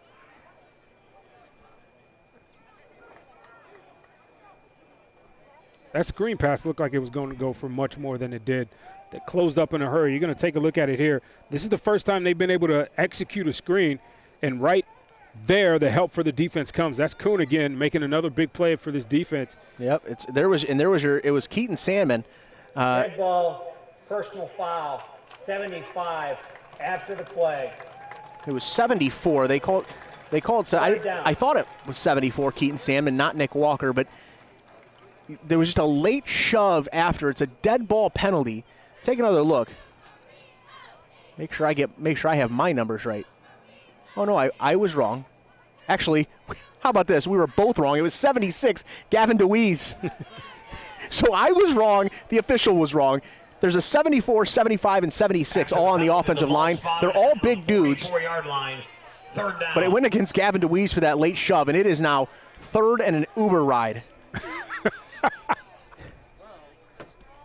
Under a minute to go before the half. It's a long way. I didn't have an exact yardage, so I just went with it. Clock ticking. Williams is going to scramble. He's rolling left. He is going to get chased out of bounds. And that actually is going to stop the clock. They don't even have to use a timeout if you're Otsego. So the one thing you wanted to do was at least go down in bounds and force them to use one of their 2 timeouts. And now Otsego is going to get the football back with probably about 20 seconds and 2 timeouts. Well, I don't think he meant to get out of bounds there. I don't think he did either. Momentum, he was running for his life. The momentum from him running that fast and then the defenders making contact took him out of bounds. But you're right, and they got a coffin corner this punt. And that's exactly what Williams was trying to do. And it's going to go out of bounds right about the 20-yard line. He marked it down. I think he ran to. Okay, now he runs back out to the 20. Okay, I thought the official on this near side was running down to the 15, and I was pretty positive it was the 20, and he did. He runs out of. They'll mark it at the 20-yard line. So there's 26 seconds left and a couple timeouts. If you're Otsego, Devin Kuhn has a really good leg. You have a shot here to try to go down and at least get a few points if you can hit on a big play here on first down. Well, you say that, and then they line up in wow, they're going to go in victory. Okay. All right. I'm a little surprised. Yeah, I am too. I thought they'd come out and try to take a shot. With this offense, I thought with 26 seconds, I thought for sure maybe you try, at least on first down, maybe try, but okay. Basically, Matt Gier was saying, we've got a 2-touchdown lead on the road. We're feeling good. Let's not make a mistake and give them any momentum going into the locker room. That's the other way to look at it. So after one half, Otsego 35, Rossford 21. Otsego trying to win their first league title since 2005, and right now they are up 14 as we head to the break. Sampson Furniture and Mattress has their huge fall furniture sale going on. You can save big money with free financing for a full year. Great quality furniture at great prices. They've got sofas, sectionals, recliners, and more. They've also got custom pieces as well. You can get up to 20% off on top of their everyday low prices on complete living room, dining room, bedroom, and mattress sets. Hurry, though. The fall furniture sale ends September 30th. Sampson Furniture and Mattress is worth the drive to Genoa. She believes that when we come together, we are better and stronger, leading by example and helping others. She extends her hand to offer hope, a champion of hope for causes greater than one person, a promise to family and the community she calls home, a new face for your evenings, and an old friend from your mornings. Melissa Andrews joins the evening team on WTOL 11, Toledo's news leader.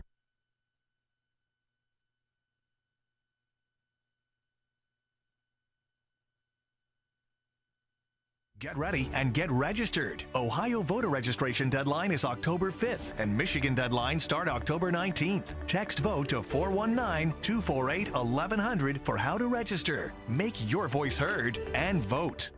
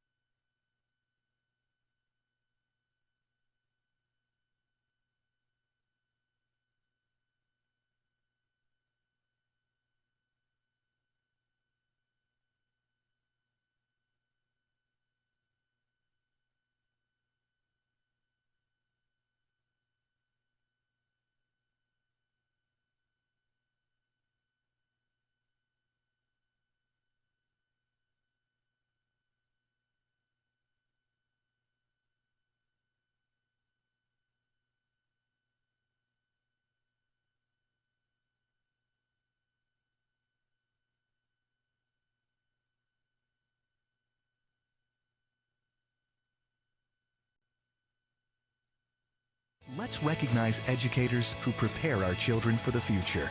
Then, watch WTOL 11 this morning as we honor the person who inspires your kids. Homeroom Heroes. Weekdays at 6 a.m. Sponsored by Groganstown Chrysler Jeep Dodge Ram. Sampson Furniture and Mattress has their huge fall furniture sale going on. You can save big money with free financing for a full year. Great quality furniture at great prices. They've got sofas, sectionals, recliners, and more. They've also got custom pieces as well. You can get up to 20% off on top of their everyday low prices on complete living room, dining room, bedroom, and mattress sets. Hurry, though. The fall furniture sale ends September 30th. Sampson Furniture and Mattress is worth the drive to Genoa.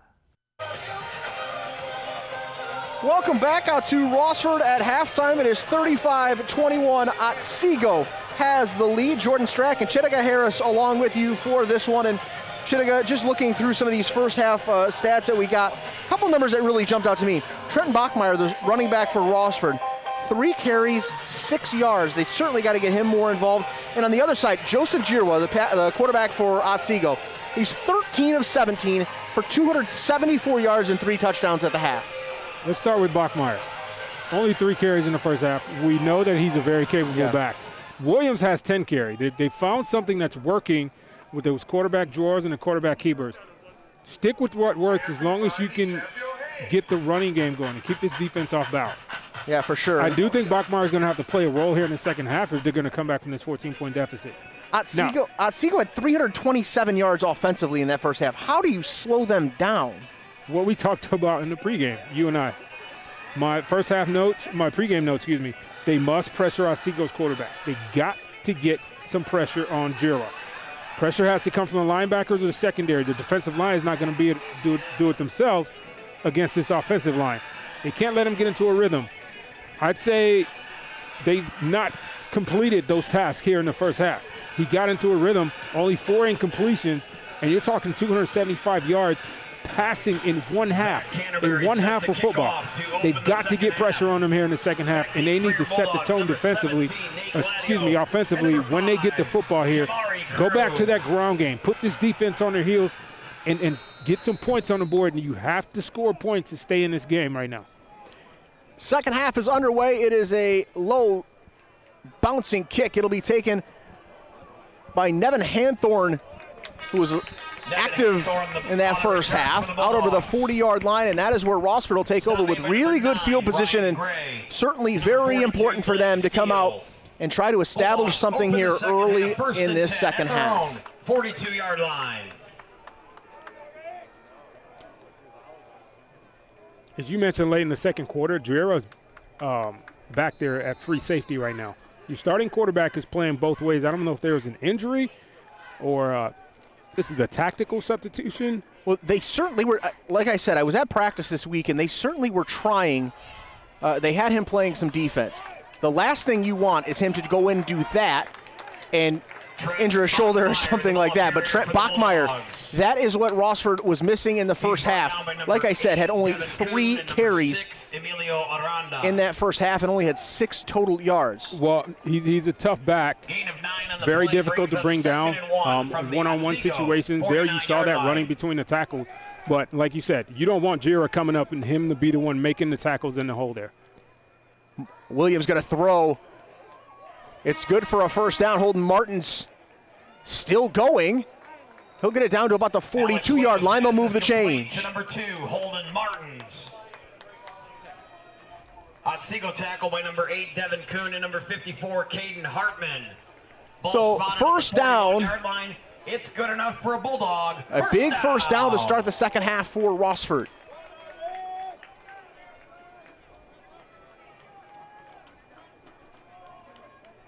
Williams in the gun. He's going to hand it off to, he's going to hand it off to Bachmeyer. He spins off a couple tackles, muscles his way down inside the 30, down inside the 25.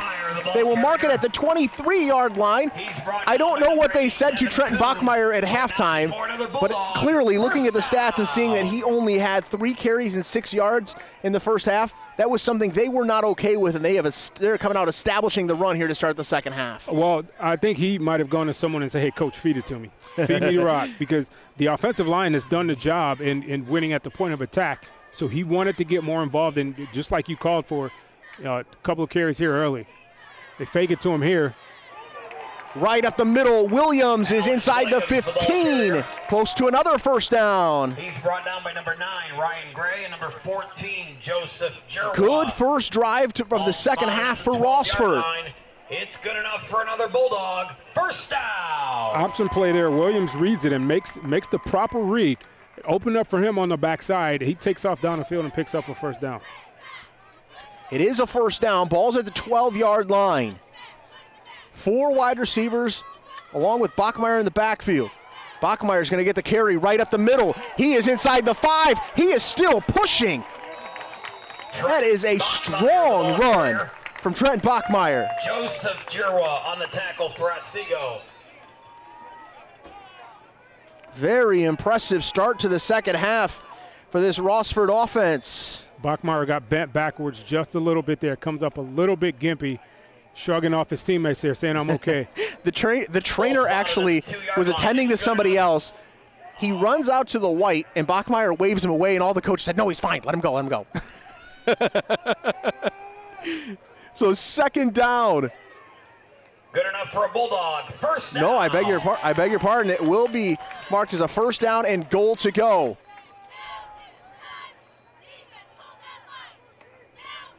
Bachmeier will stay out on the field. He looks like he's okay.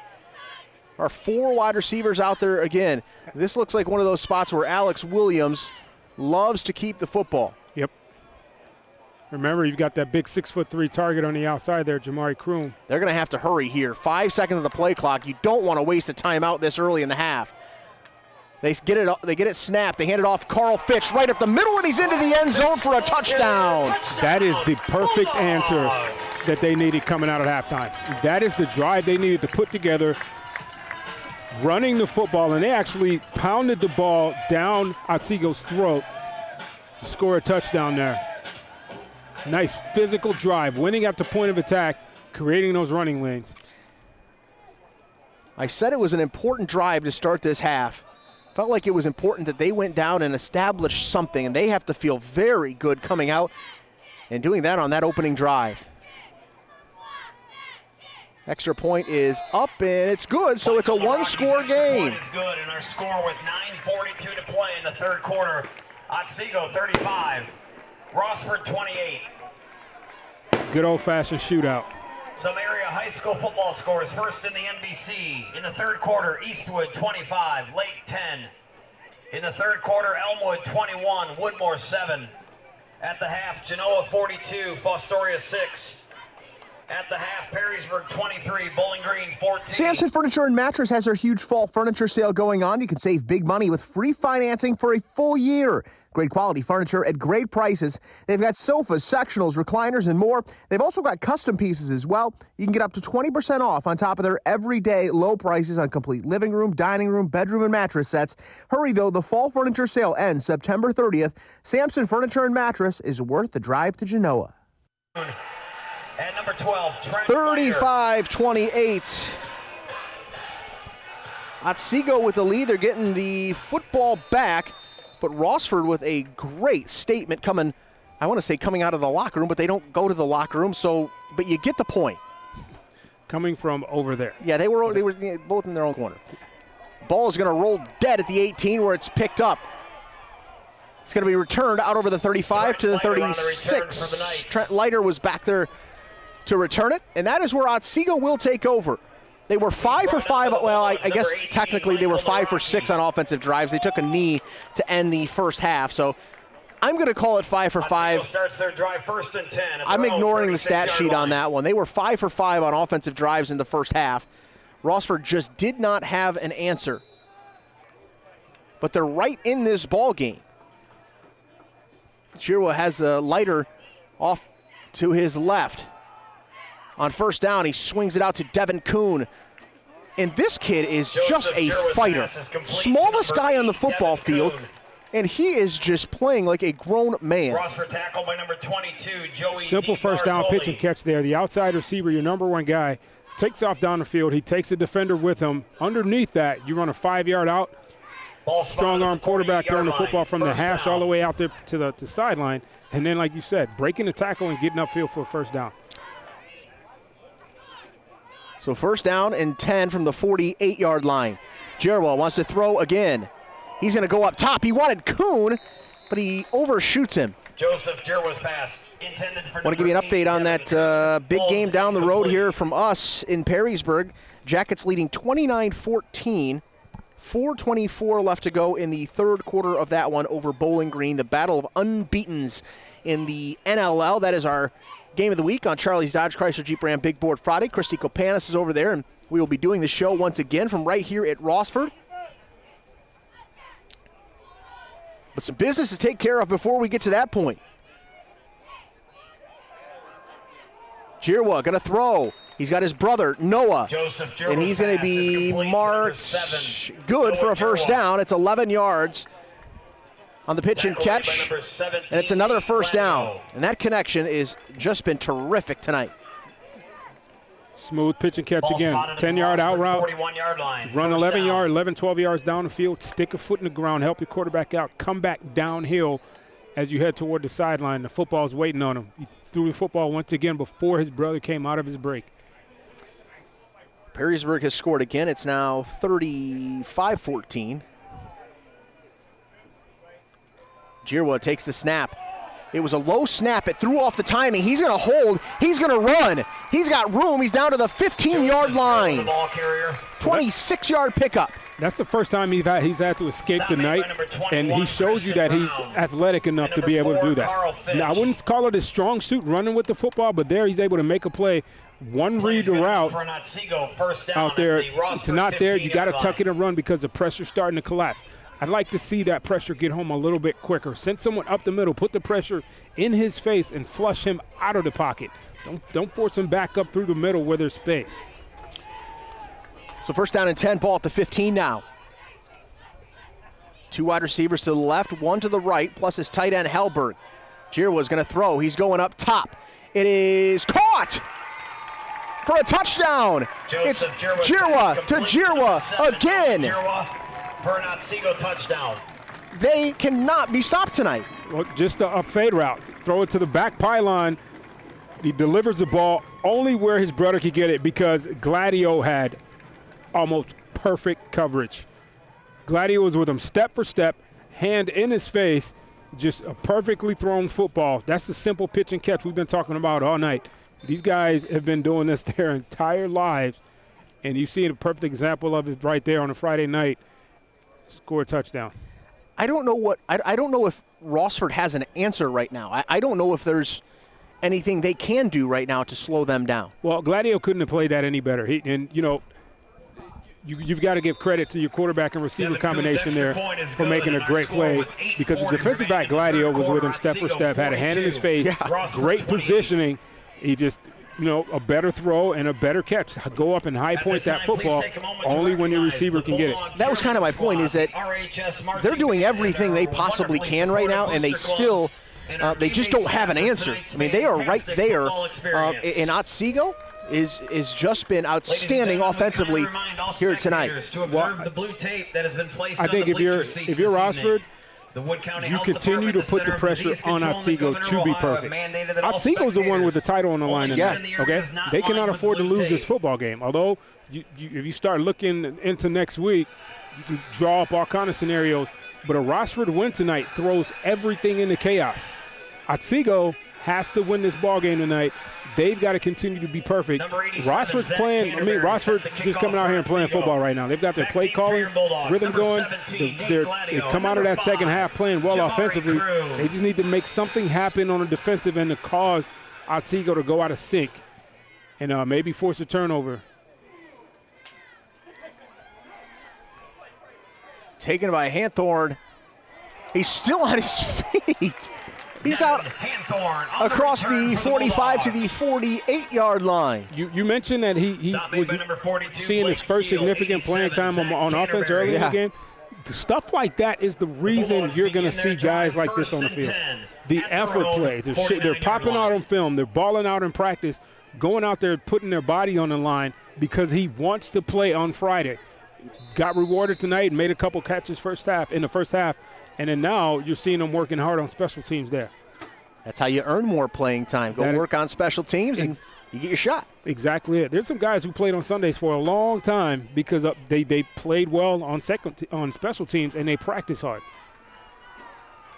Williams going to be hit in the backfield by a host of Knights. Williams, the ball carrier. Well, they've seen that quarterback draw play now a few times, and they just dialed it up right there. Had the perfect coverage call. Does not look like an RPO. They brought a blitz. Gonzalez right up the middle, busted up the play from the start. Again, this one of the smallest guys out there on that defense playing linebacker, and he's taking on an offensive line and pushing 4 or 5 yards into the backfield. No place for the quarterback to go, and then the rest of his buddies coming and clean it up. So second down and 14. The ball spotted at the 45-yard line. Bachmeier in motion. Delay game. No. Maybe no, it's not. Start. I think they're gonna call a motion. Dead ball, false start. Yeah. I don't know. 24. They called a false start on Bachmeier. He was just in motion. They run that play all the time with him in motion going backwards. Well, I don't know why they would call that a false start. Maybe illegal shift. Looked like the call to me because, like you said, he does that all the time. Maybe he started heading toward the line of scrimmage. He didn't though. Yeah. They run that exact same play all the time. You cannot start moving toward the line of scrimmage. Correct. But he was moving backwards and away. Regardless, it's going to be called a false start. It's second down and 19 to go now.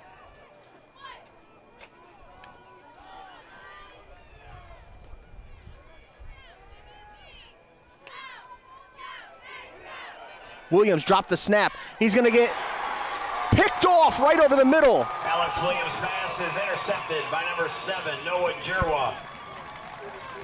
The bad snap threw the timing off in the play. Williams trying to make a play, forced the ball in there that should not have been thrown. And Alex Gira, number 7. Noah Gira, made him pay for it. Good job of jumping the route there, but the football is thrown late and it's thrown behind the receiver, and he just jumped right in front of him to pick it off. Timing completely thrown off by the bobbled snap, and you get behind the sticks. That's a football that you've got to eat. You've got to tuck that football away and take off running. So now Otsego will take over in terrific field position. They could really put this thing in a tough spot, and Rossford's going to jump on first down, give him a free 5. All right, let me talk about that rule here for a second. This is the only level of football where that is an automatic penalty. You don't get an opportunity to jump back onside. Yeah, I'm with you. I agree. You haven't even made a point, and I still agree with you. You just mentioned that as a fact. You didn't give an opinion, but I know what you were going to say, so I agree with you. So it'll be first down and 5, moving that ball up to the 40-yard line. Otsego trying for a kill shot here. 4 wide receivers. Jirwa wants to throw. He's going to go up top, and it's going to fall incomplete. Was intended for his brother Noah. Joseph Jirwa's pass intended for number 7. Just out of his reach. Ball's incomplete. Brings up second down. It's one of the few times they've been off target tonight on that connection. He just put a little bit too much air under that ball. And again, good coverage on the play. And you see Noah Jirwa, the ball fell incomplete. It went about 15 yards out of bounds. Because of the COVID protocols, there really aren't like normal ball boys, so he couldn't just leave that ball sitting over there. Noah had to go run. He just ran 50 yards down the field. He then ran 15 out of bounds and then 15 back. They run right back to the line. He's got to be dead tired. They're going to go right back to him. He's got it for a catch. He's inside the 25. He's inside the 10-yard line. You know what that reminds me of? Young kids and their energy, man. It reminds me of when you're a kid and you're playing ball outside and it gets thrown, 4 or 5 houses down from where you wanted to go, and then you got to run and go get your football and bring it back to the game. But again, that combination, out route from that slot position, and the completion, and then he gets down inside the 10-yard line again. Handed off to Leiter. He is stacked up right there. Trent Leiter, the ball carrier. Maybe one might be right back to the original line. Stop made by number 56, Brandon Swope. And number 22, Joey DiBartoli. It's Brandon Swope's grandparents are sitting right in front of us from where we're broadcasting from. Every time his name is called, they scream, and it's hilarious. I love it so much. So second down and goal, ball is at the 8-yard line. If you're Otsego here, you could really just start taking some time away, let that play clock go, but that's really not what they do. That's not how they're built. You want to execute your offense. Yeah, they just come out and they keep playing. Tight formation here. Going to throw out of it. No one open, and Jirwa is going to throw it away. They're saying intentional grounding. There was a receiver right there. Yeah. That was not grounding at all. No, I think the coaches on the near sideline, they wanted the grounding, but I think they were blocked out by some of the offensive linemen. There was Michael Gonzalez was out there. He was about 3 yards away from the football. But this is a big third down here. Rossford absolutely has to hold.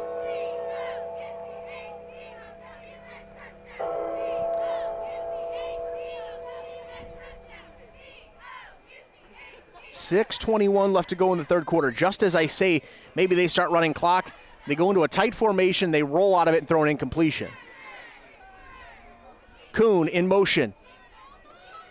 Hand it off. Inside, it's Leiter. Trent Leiter, the ball carrier. I was going to say, I assume you run it there if you're going to down by the Bulldogs, try to go for it on fourth down, but no, they aren't. They're going to try to kick a field goal, it looks like. Well, I think that's a smart call here. You got a 2-touchdown lead. You don't want to risk changing the momentum back over to the Rossford sideline. Get your steady kicker out there. Try to get 3 points on the board. Yeah, Devin Kuhn has a really good leg. They're going to have to hurry, though. The play clock is now down to 10. Going to place that ball down at the 12, which makes it a 22-yard field goal. Play clock down to 3. The snap is down. It is up and it is good. Devin Kuhn has a really good leg. Is good. Not only that, but you've called his name several times tonight on defense. So he's doing it on the defensive side, and then he's not missed an extra point tonight. Now he's got a field goal to his name. So a 22-yarder for Kuhn. 45-28 is now a 3-possession game. Yeah, you're right. He's 6 for 6 with the extra points and now 1 for 1 on field goals. And that is the first stop of the night for this Rossford defense. Well, you got to count that as a stop. Absolutely. They only gave up 3 points instead of being down 3 touchdowns. You're down 3 scores still, but it's not 3 touchdowns. So defensively, you know, there's no moral victories out here in football. But you come to the sideline and you say, okay, we kept them out of the end zone. Now, we talked about before the game, turnovers could be a difference in this football game. We've had 1 turnover, but it's by Rossford. They had to play almost perfect to win the game tonight. They played very well on offense, save for a couple of drives. The first drive that they had, and they did not get points. And then this last drive when they turned the football over on the play, that was just shouldn't have happened in the first place. That ball should have never been thrown. Your defense comes up with a stop. Go back onto the field now, and you have to get points. I know there's still 20 minutes and 34 seconds left in this game. 17 minutes and 34 seconds left in this game.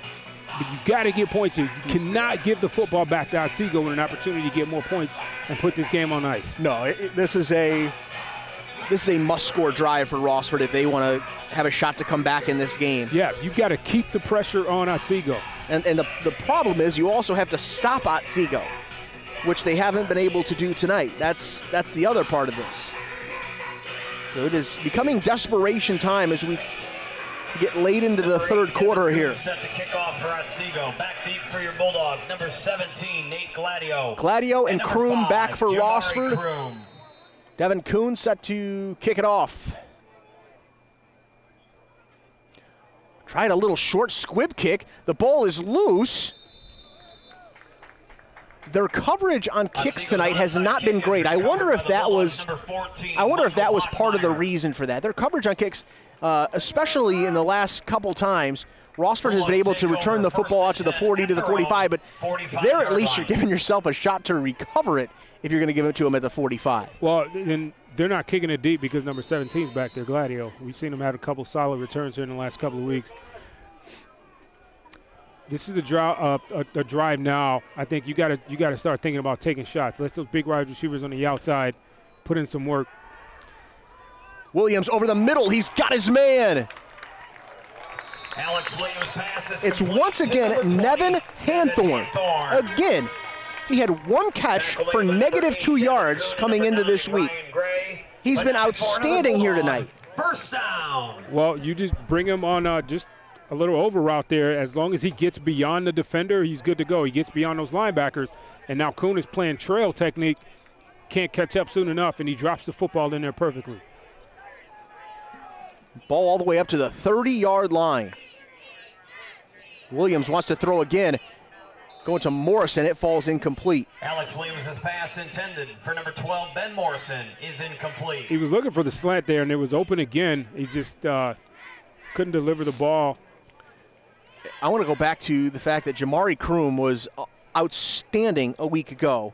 He had 6 catches, 77 yards. They kept running that little slant to him, and it was open all night long. Tonight, he's got 2 catches for 3 yards. Well, and Braden Timko, give him some credit. He has been out there on an island basically all night and has been just wonderful in coverage. That's where I was going with my comment. Braden Timko has played an exceptional game. That ball intended for Kroom, incomplete. The pass rush got to him, and Williams had to throw it incomplete. So a big third down here. And also the offensive package that I think Rossford has put into this game. Everybody knows Kroom's a threat. So maybe he's being used as a little bit of a decoy here. And, you know, they're attacking the boundary side of the field. The majority of the time, the boundary in the middle of the field with their passing game. Kroom's playing on the wide side. That's a long throw for Williams to make. I'm not quite sure he can make that throw consistently. He's going to throw here, and it's in and out of the hands, and it's picked off. Went through the hands of Nevin Hanthorne. Alex Williams' pass intended for and it was brought in by Noah Jirwa.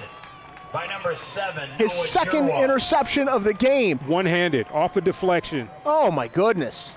Great play. Goodness. What a play by Noah. Sliding, reaching back. That's that Omar Vizquel. You remember Omar Vizquel? Of course I remember Omar Vizquel. Yes, of course. You're a baseball guy. I'm a baseball guy. Yeah, sliding, reaching back with one hand and snagging the football and bringing it in. Big play by this defense.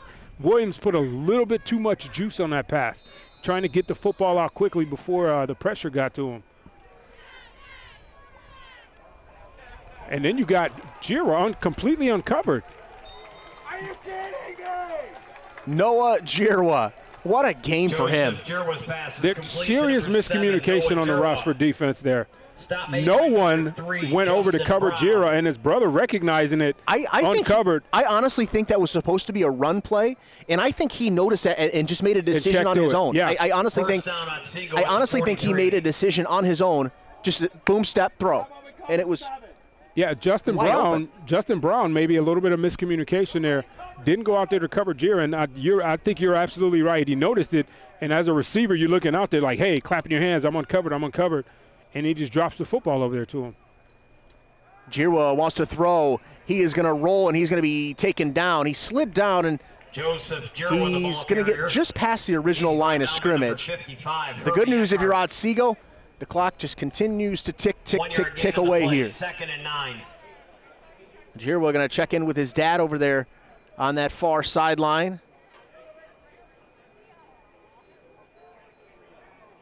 And he's got the play call, and he's going to check the wristband and head back in. Now they're being a little bit more methodical. Yeah. Taking their time. Let's bleed this clock a little bit. We got a 3-touchdown lead. We forced 2 consecutive turnovers here. Let's become a little more methodical. So 2nd down and 9, ball at the 44. A lot of shifting, trying to create mismatches on the outside. Play clock down to 3. Kuhn in motion. He will get the ball. A little bit of a jet sweep. So basically a jet sweep out of the gun. Number 8, Devin Kuhn. Kuhn is going to be about 4 yards short. He's stripped up by number 24, Trent Bachmeyer. Like you said, jet sweep out of the gun, but you shovel the ball forward, so it's a forward pass. If it falls incomplete, it's not a fumble.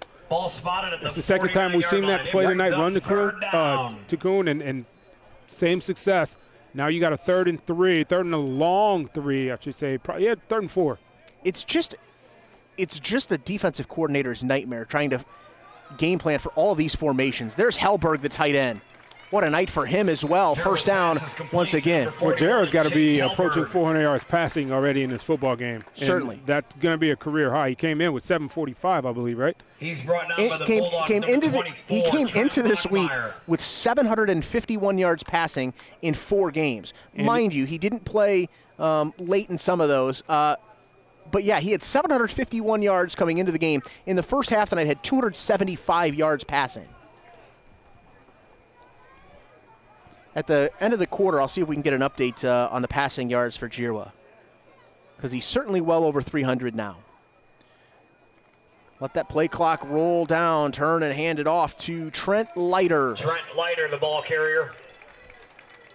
If you were a defensive coordinator scheming up a plan against Otsego, and you know they have so many weapons and there's so many formations and there's so many things they do, where do you start? Do you try to take one thing away and try to make them one-dimensional? At the 36-yard line. Well, you kind of can't do that. You got to mix things up. I'm a firm believer that when you've got a quarterback back there who's just picking his spots, he's probably thrown 5 incompletions all night long, approaching 400 yards. You've got to get pressure on him. You got to get pressure on him. And against these 4 or 5 wide receivers, you got to trust your secondary at times to play some man-to-man, because you got to send 6. Leiter off the left side. It's another first down.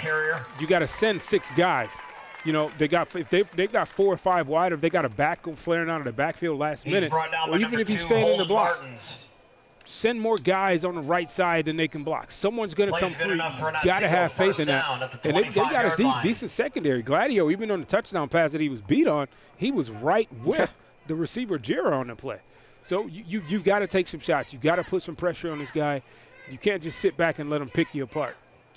You got to mix it up with some zone and maybe some man-to-man, and you got to press him when you do play man-to-man.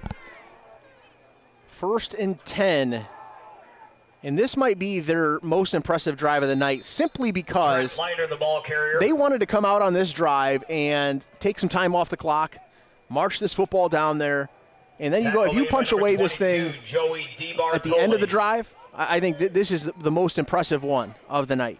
You've really kind of just sucked out all the will out of this Rossford defense. Well, it kind of sucked the air out of the stadium too. For sure. It's as quiet as it's been in here all night long, but a slow, methodical, physical drive out of this Otsego offense is just what they needed right now to kind of settle things down. You've got a 3-score lead. Let's just settle down and just bleed it out. Play clock down to 5. They will pitch. It's Leiter. There's a couple flags down on the play. Stop made by number 22, Joey DiBartoli, and 56, Brandon Swope. Hold. White, number 65. He's got even less enthusiasm about these flags now. Did you hear the call? It was literally White, hold, 65. I mean, a lot of high school stadiums, you don't have the mics or whatever, so you don't get to hear the high school officials very often. Listen. Hold. White, 65. That penalty declined. I'm not laughing at him. I'm laughing with him. Imagine if your debit card made that noise at the cash machine when you go to check out your groceries. Decline. That is so funny.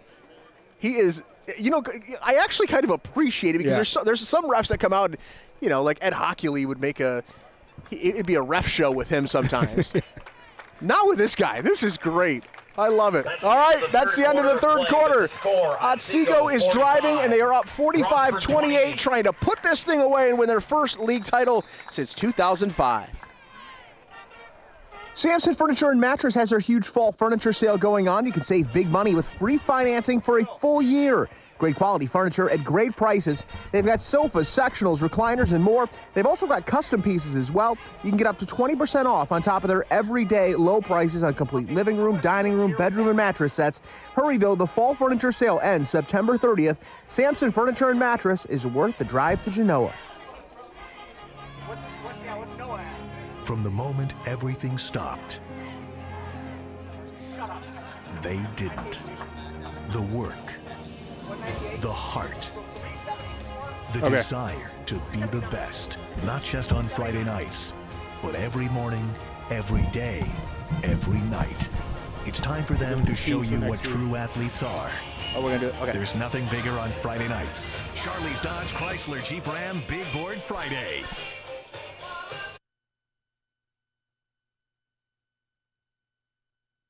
(45-28), Otsego with the lead. We said that Joseph Giroux was closing in on 400 yards passing.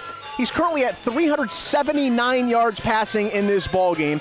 His brother, Noah Giroux, has 198 yards receiving. Just an unbelievable night from the brothers. And I'm thinking they may be making a play for co-athlete of the week on WTOL this week. We've never done that. We've never had co-athletes of the week.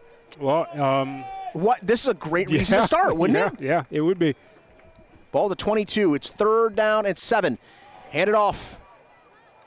It's Leiter right up the middle. There's a flag thrown. Trent Leiter, the ball carrier. Nick Walker on the stop. There is a flag on the play. Wait, check and see what the flag was. It was in the middle of the pile, which was an interesting spot for it. Hold, white 65. I'm interested to see what Rossford does here. They should decline this penalty. White 65, that penalty is declined. It'll be 4th down.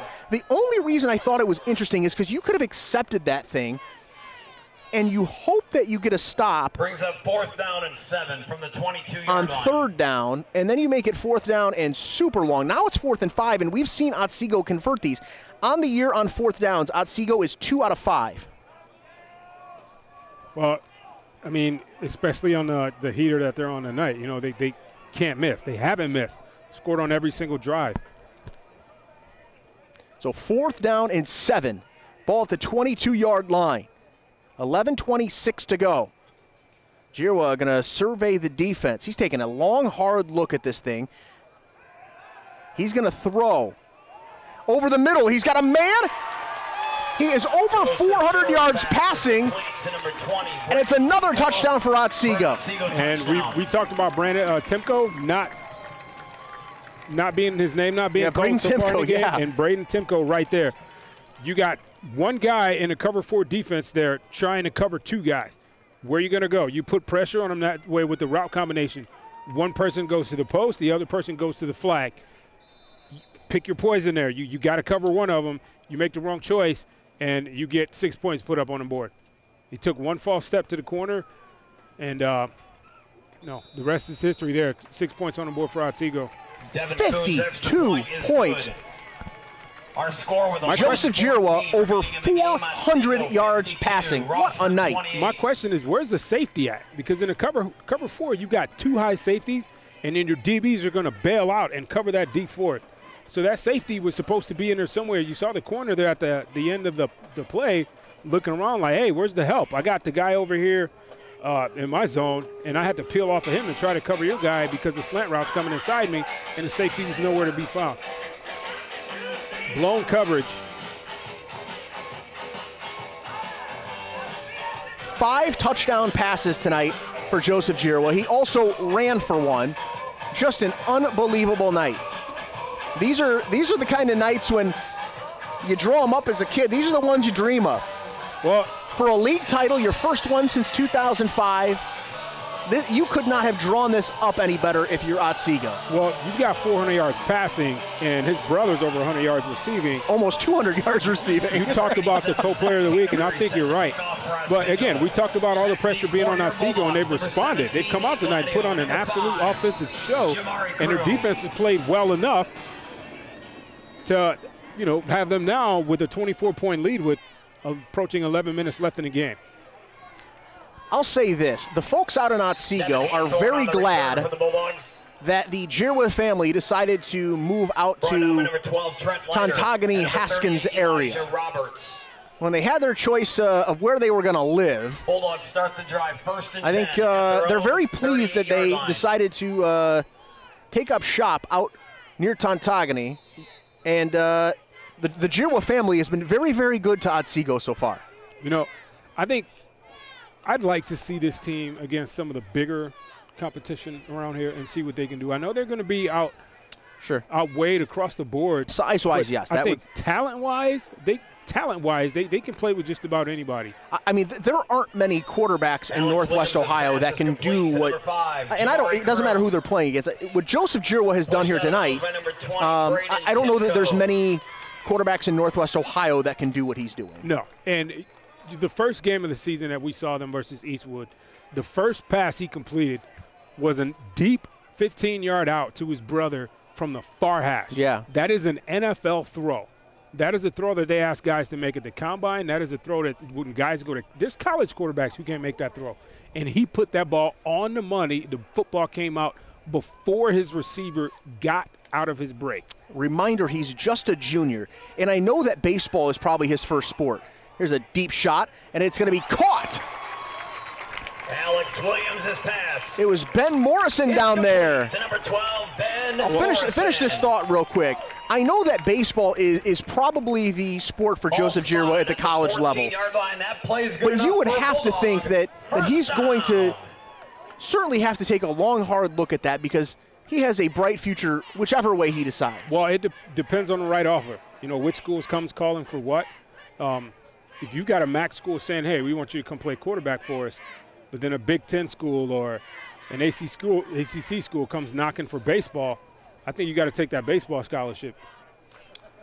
Listen, I absolutely agree. Off the edge, the blitz is coming. It's Michael Gonzalez, the first man in there. Alex Williams sacked in the backfield by number 42, Blake Steele. I apologize. Blake Steele was the first man in there. I saw the two, and I just assumed it was Michael Gonzalez coming off there. He looked like Michael Gonzalez coming off the edge there. Well, let me tell you this. I like what I'm seeing out of Rossford. They're not giving up hope yet. They're playing in this game, and they're not going to rest. And just call it. You got to play until that clock says 000. But Otsego, how about that? Dialing it up. You're up by 24 points in the fourth quarter, and you dial up a blitz, and it gets home for a big loss. Williams back to pass, setting up the screen. They're out there. I thought that ball bounced. They're going to say it was a completion. Williams pass complete. I was just to go back to that point I was making about. Listen, the Giroux had a choice to make where they were going to live. The Giroux's mom is actually an Otsego grad. That's why they're living out there. I'm sure they're very glad that their mom is the people out at Otsego are very glad their mom went there. Well, you bring not only a great football coach and a great football family, but a good family overall, good people. Absolutely. You want good people in your community. An educator whose boys go to the school, and they obviously take the football very seriously. And the other thing I wanted to mention, too, talking about the Giroux's mom, she actually sent me a handwritten note after the first broadcast we did thanking us for our coverage, which I thought was really, really cool. Just tells you the kind of people that they are as well. To take the time to send in a handwritten note, which you don't see very often in 2020 anymore, that was kind of neat. It kind of took me back for a second. So we were very happy to be doing these games. We were having so much fun doing them. Well, you take a look at all the places we've been. We had some pretty good hospitality, I'd say. For sure. Although you missed the Chick-fil-A in the booth last week. Yeah, I did get some frickers tonight in the booth. Okay. That was a fourth down play. Otsego's going to take back over. And Frickers is obviously a major sponsor on Charlie's Dodge Chrysler Jeep Ram Big Board Friday, which is why I mentioned them. I'm a company man, I know where my bread is buttered. It's called being smart, Jennifer. Yeah, I hear you. It's also a 52-28 game in the fourth quarter. It's getting to be late here. Speaking of Frickers, that takes me back to college a little bit. Because every Tuesday, no matter how little money we Wing had night, baby. as teammates, no matter how little money we had, that was our one weekly outing, no matter what. Because if there were some weeks in there where we went to wing night on Tuesday to Frickers, there wasn't any partying on the weekend because the money was gone. That's hilarious.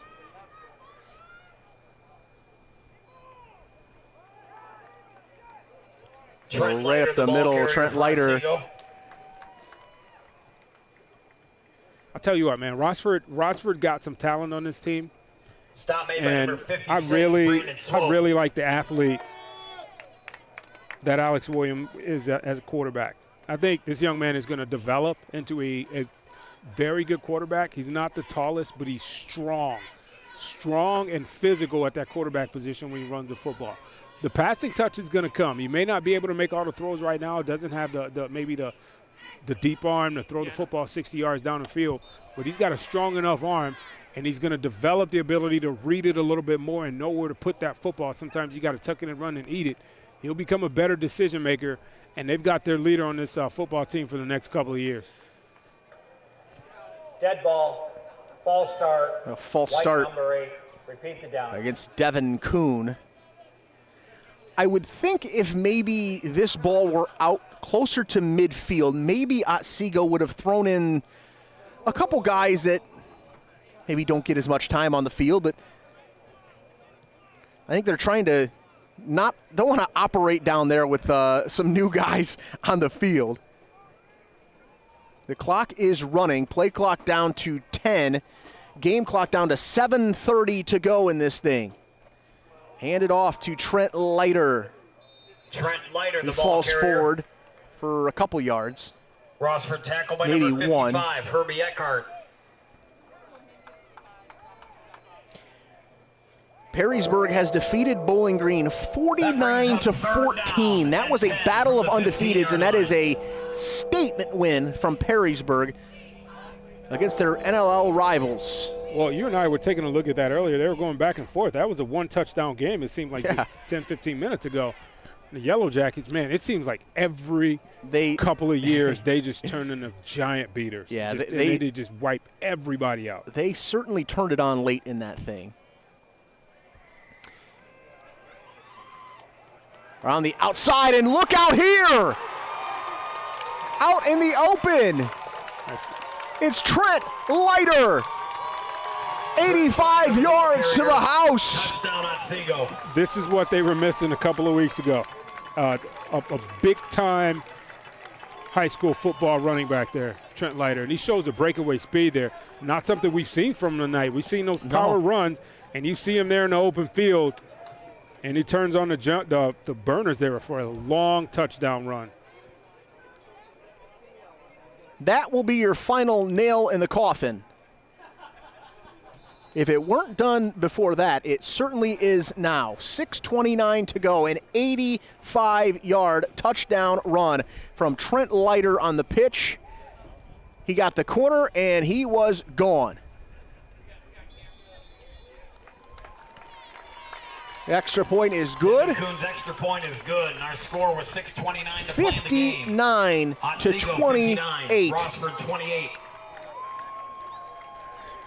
Looking ahead to next week, we have 2 games for you. We have one on Thursday. We will see this Rossford team taking on Woodmore. They have moved that game to Thursday night for us, which we really appreciate and we're looking forward to right here on our WTOL YouTube channel. And then next Friday night, we'll be back out at Genoa for the Lake against Genoa game. Looking forward to both of those football games. And Chica, you and I getting some extra time in. I like that. Yeah. Get a little extra football. I will say the other thing is next week I will not be in shorts. The temperature is going to drop next week, according to our First Alert meteorologists. They are saying that after tomorrow, it looks like the temperatures are going to take a nosedive next week into the 50s throughout most of the week, and it's going to certainly feel like fall. I'm warning you now. As we get out to Elmore next Thursday night, we will be outside again, okay? I'm working on getting our team to build us a tent with walls because I know it's going to be a cold one out there at Woodmore next week. Number 34, Jeffrey Wingnagel. Our team has looked at me, and by team I mean John Jubai, our photographer, and said, no chance, do it yourself. Number 5, Jamari Crew. But we will be up on top of the visitors' press box out there, actually. And, it might be a little chilly. Yeah. So bring your cardigan. Hoodie season. It's hoodie season, baby. Return out to about the 39-yard line. Still pushing 4. They're going to get that ball out over the 40. Gladio on the return for the Bulldogs. But that's okay. That means fall is here. And there is just 1 week left of the regular season. And as we look ahead to the playoffs, this Otsego team very likely will get a first-round bye in the playoffs. So they're gonna get to probably, and the coaches will vote on that. We'll we'll have to wait and see exactly what's going to happen with the playoffs. It's going to be a different year. Everybody is getting in. And now that we've got the 30-point margin here, we have the running clock. Complete to number 5, Jamari Kroom. Pushed out of bounds by number 20, Braden Timko. Yeah, the referee is trying. Referee is trying to signal up for the running clock, and it is now. Yeah, even though he was out of bounds. Once you get to that 30-point spread, it becomes a running clock. This was a football game for a little while. Rossford went punch for punch with them for a long time. Their defense, though, just could not get off the field. And Otsego, you have to give them the credit, Chittick. I mean, this Otsego offense is really good. Here's a deep shot to Kroom, and it's going to fall incomplete. That's the throw. Those are the throws that I was talking about, William. Jamari Kroom is incomplete. He doesn't have necessarily the strongest arm. He can make some of these deep throws, but just to touch is what he's lacking right now. And he's going to develop that as he continues to grow as a quarterback and a leader of his football team. But you're talking about the let's go back to your point a second ago. We did have a ball game here. Yeah. Rossford was essentially going punch for punch with Otsego. But then you had, in boxing terms, your 10-8 round with the turnovers. You turn the football over, Otsego goes down and scores, doing exactly what they're supposed to do. You get another 10-8 round.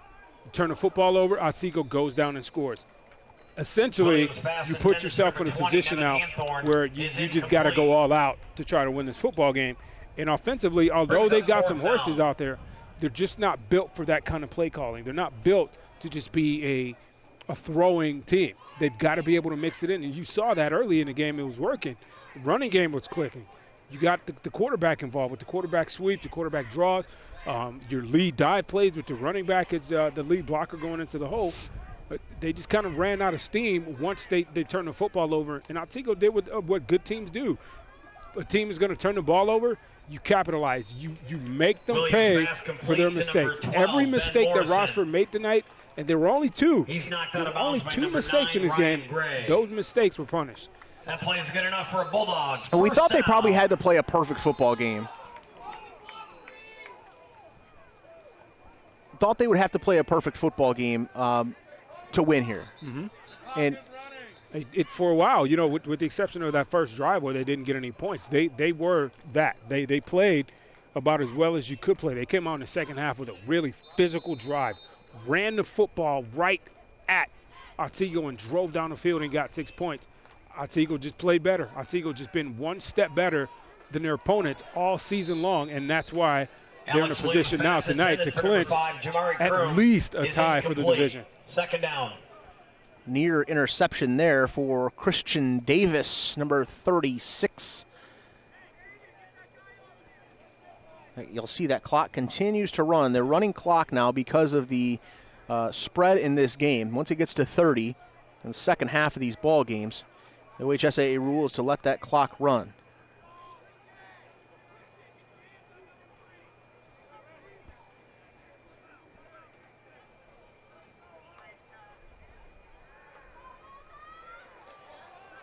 Throw to the outside. It's going to fall incomplete. Devin Kuhn was out there in the coverage. Williams is an excellent thrower of the football when he's on the run. You know, he showed it there again. They roll him out to the right. He delivered a strike. That football should have been caught by Kellermeyer. I know it came in a little bit hot and he had a defender in his face, but that's a catchable ball. Again, those are the things that are going to get better for this team. You start to practice together. Your quarterback's in his first year starting, and he's only a sophomore, and you got a senior receiver in Kellermeyer. Maybe that chemistry just isn't there yet through one season. I think this is going to be an exciting team to watch moving forward. For sure. I think there is a very bright future here at Rossford. Williams is going to throw it up. It's going to go incomplete. Alex Williams, as you look at this Rossford offense, Ben Morrison, just a junior. Trent Bachmeyer, just a junior. Alex Williams, just a sophomore. There's certainly some guys coming back next year that you can build around, and I think there's a lot of reason to be excited about the future here at Rossford. But you had to know when you're going to start a sophomore quarterback that you are going to take some lumps every once in a while, especially when you're playing a team that is as talented as Otsego. I wanted to mention this too. I had Matt Jirwa on live with us on WTOL earlier this week. There's a pass completed over the middle and a catch. Your guy again. Yeah. There's your guy again. Alex Williams. Nevin Hanthorn. Number 20, Nevin Hanthorn. He got a penalty on the backside of that, too. Another sophomore who coming back next year will certainly be a big part of this thing. And the year's not over. Obviously, they got the playoffs and all those things. But Matt Shearer said to me, I asked him, just because he would obviously know what these kids did as youngsters. And growing up, you kind of, when you live in a small community, you kind of know when the talent is coming up. You know when they're younger, when you're going to have good classes. And I said, did you realize when these guys were young that you had a chance to be special when they got up to be juniors and seniors? He said, no. He said, actually, in middle school, they were just okay, which I thought was incredible because normally with guys like this, you would know. Yeah. And they didn't. And he said that was just a credit to all the hard work that these guys have put in the offseason to get to this point. And that's exactly what it's been. It's been hard work, and now it's the fruit of their labor is showing here, and they are going to they're going to get – I was out there this week, and on their press box, they have all their league championships put on a football on the press box. They haven't had one since 2005, and now you're going to get to add 2020 to that press box out in Tontogany, which is really, really cool. Throw over the middle, incomplete. The clock will continue to run now, under a minute to go. I want you to think about how historic this team is for Otsego. Sure. The first team to beat Eastwood since 2006. Yep. You can't call them a rival because they've beaten you so many times, but the team who has dominated this league for all intents and purposes. First year beating them, you beat them at their home in a game that, quite frankly, they should have won by 4 touchdowns. Yeah. Save for a couple of turnovers on their own. And now you clinch at least a tie for a league title for the first time since 2005. Okay. Think about all those graduating classes before then. The guys who played on those teams. They finally got, the load off their shoulders. And you talk about the monkey off their back. Here, you're 8 seconds away from getting a big one of being called champion off your back. And they are certainly feeling it right now. This will be the final play of the ball game. It's going to go incomplete, and that is how this football game is going to end. Otsego, 59-28. They win the Northern Buckeye Conference. What a night for their quarterback. Joseph Jirwa, over 400 yards passing, almost 200 yards receiving for his brother Noah Jirwa. They can beat you in so many ways, and tonight they certainly proved that. Otsego, for the first time since 2005, is your Northern Buckeye champ, and they can clinch it outright with a win against Fostoria coming up next week. Well, congratulations to Otsego on their first league title. And, you say 15 years, that's a long time ago. 15 years is a long time. Hats off to them for the season that they've had so far. They had a tough loss early in the year where they had 5 turnovers. I think they probably have had 5 turnovers total since. Their offense is really clicking right now. You just ran off the numbers. Vera had 790-something yards coming into this game tonight, 400-plus tonight. His brother on the other end of it, on the receiving end of it, for a couple of touchdowns. Perfect execution tonight. They took care of the football, and they showcased their offensive prowess. Their defense played well enough tonight. Gonzalez and those guys on the defensive end, undersized, effort players. They're going to leave everything out there every single time they step out onto the field. And they're one win away from an outright league title. And they will have a chance to do that next week against Fostoria. Give a shout-out to our crew tonight: Scott Langendorfer, Troy Poling, Nick Delwich, Steve Rodajev, Jay Schell, Kyle Omler, our art director.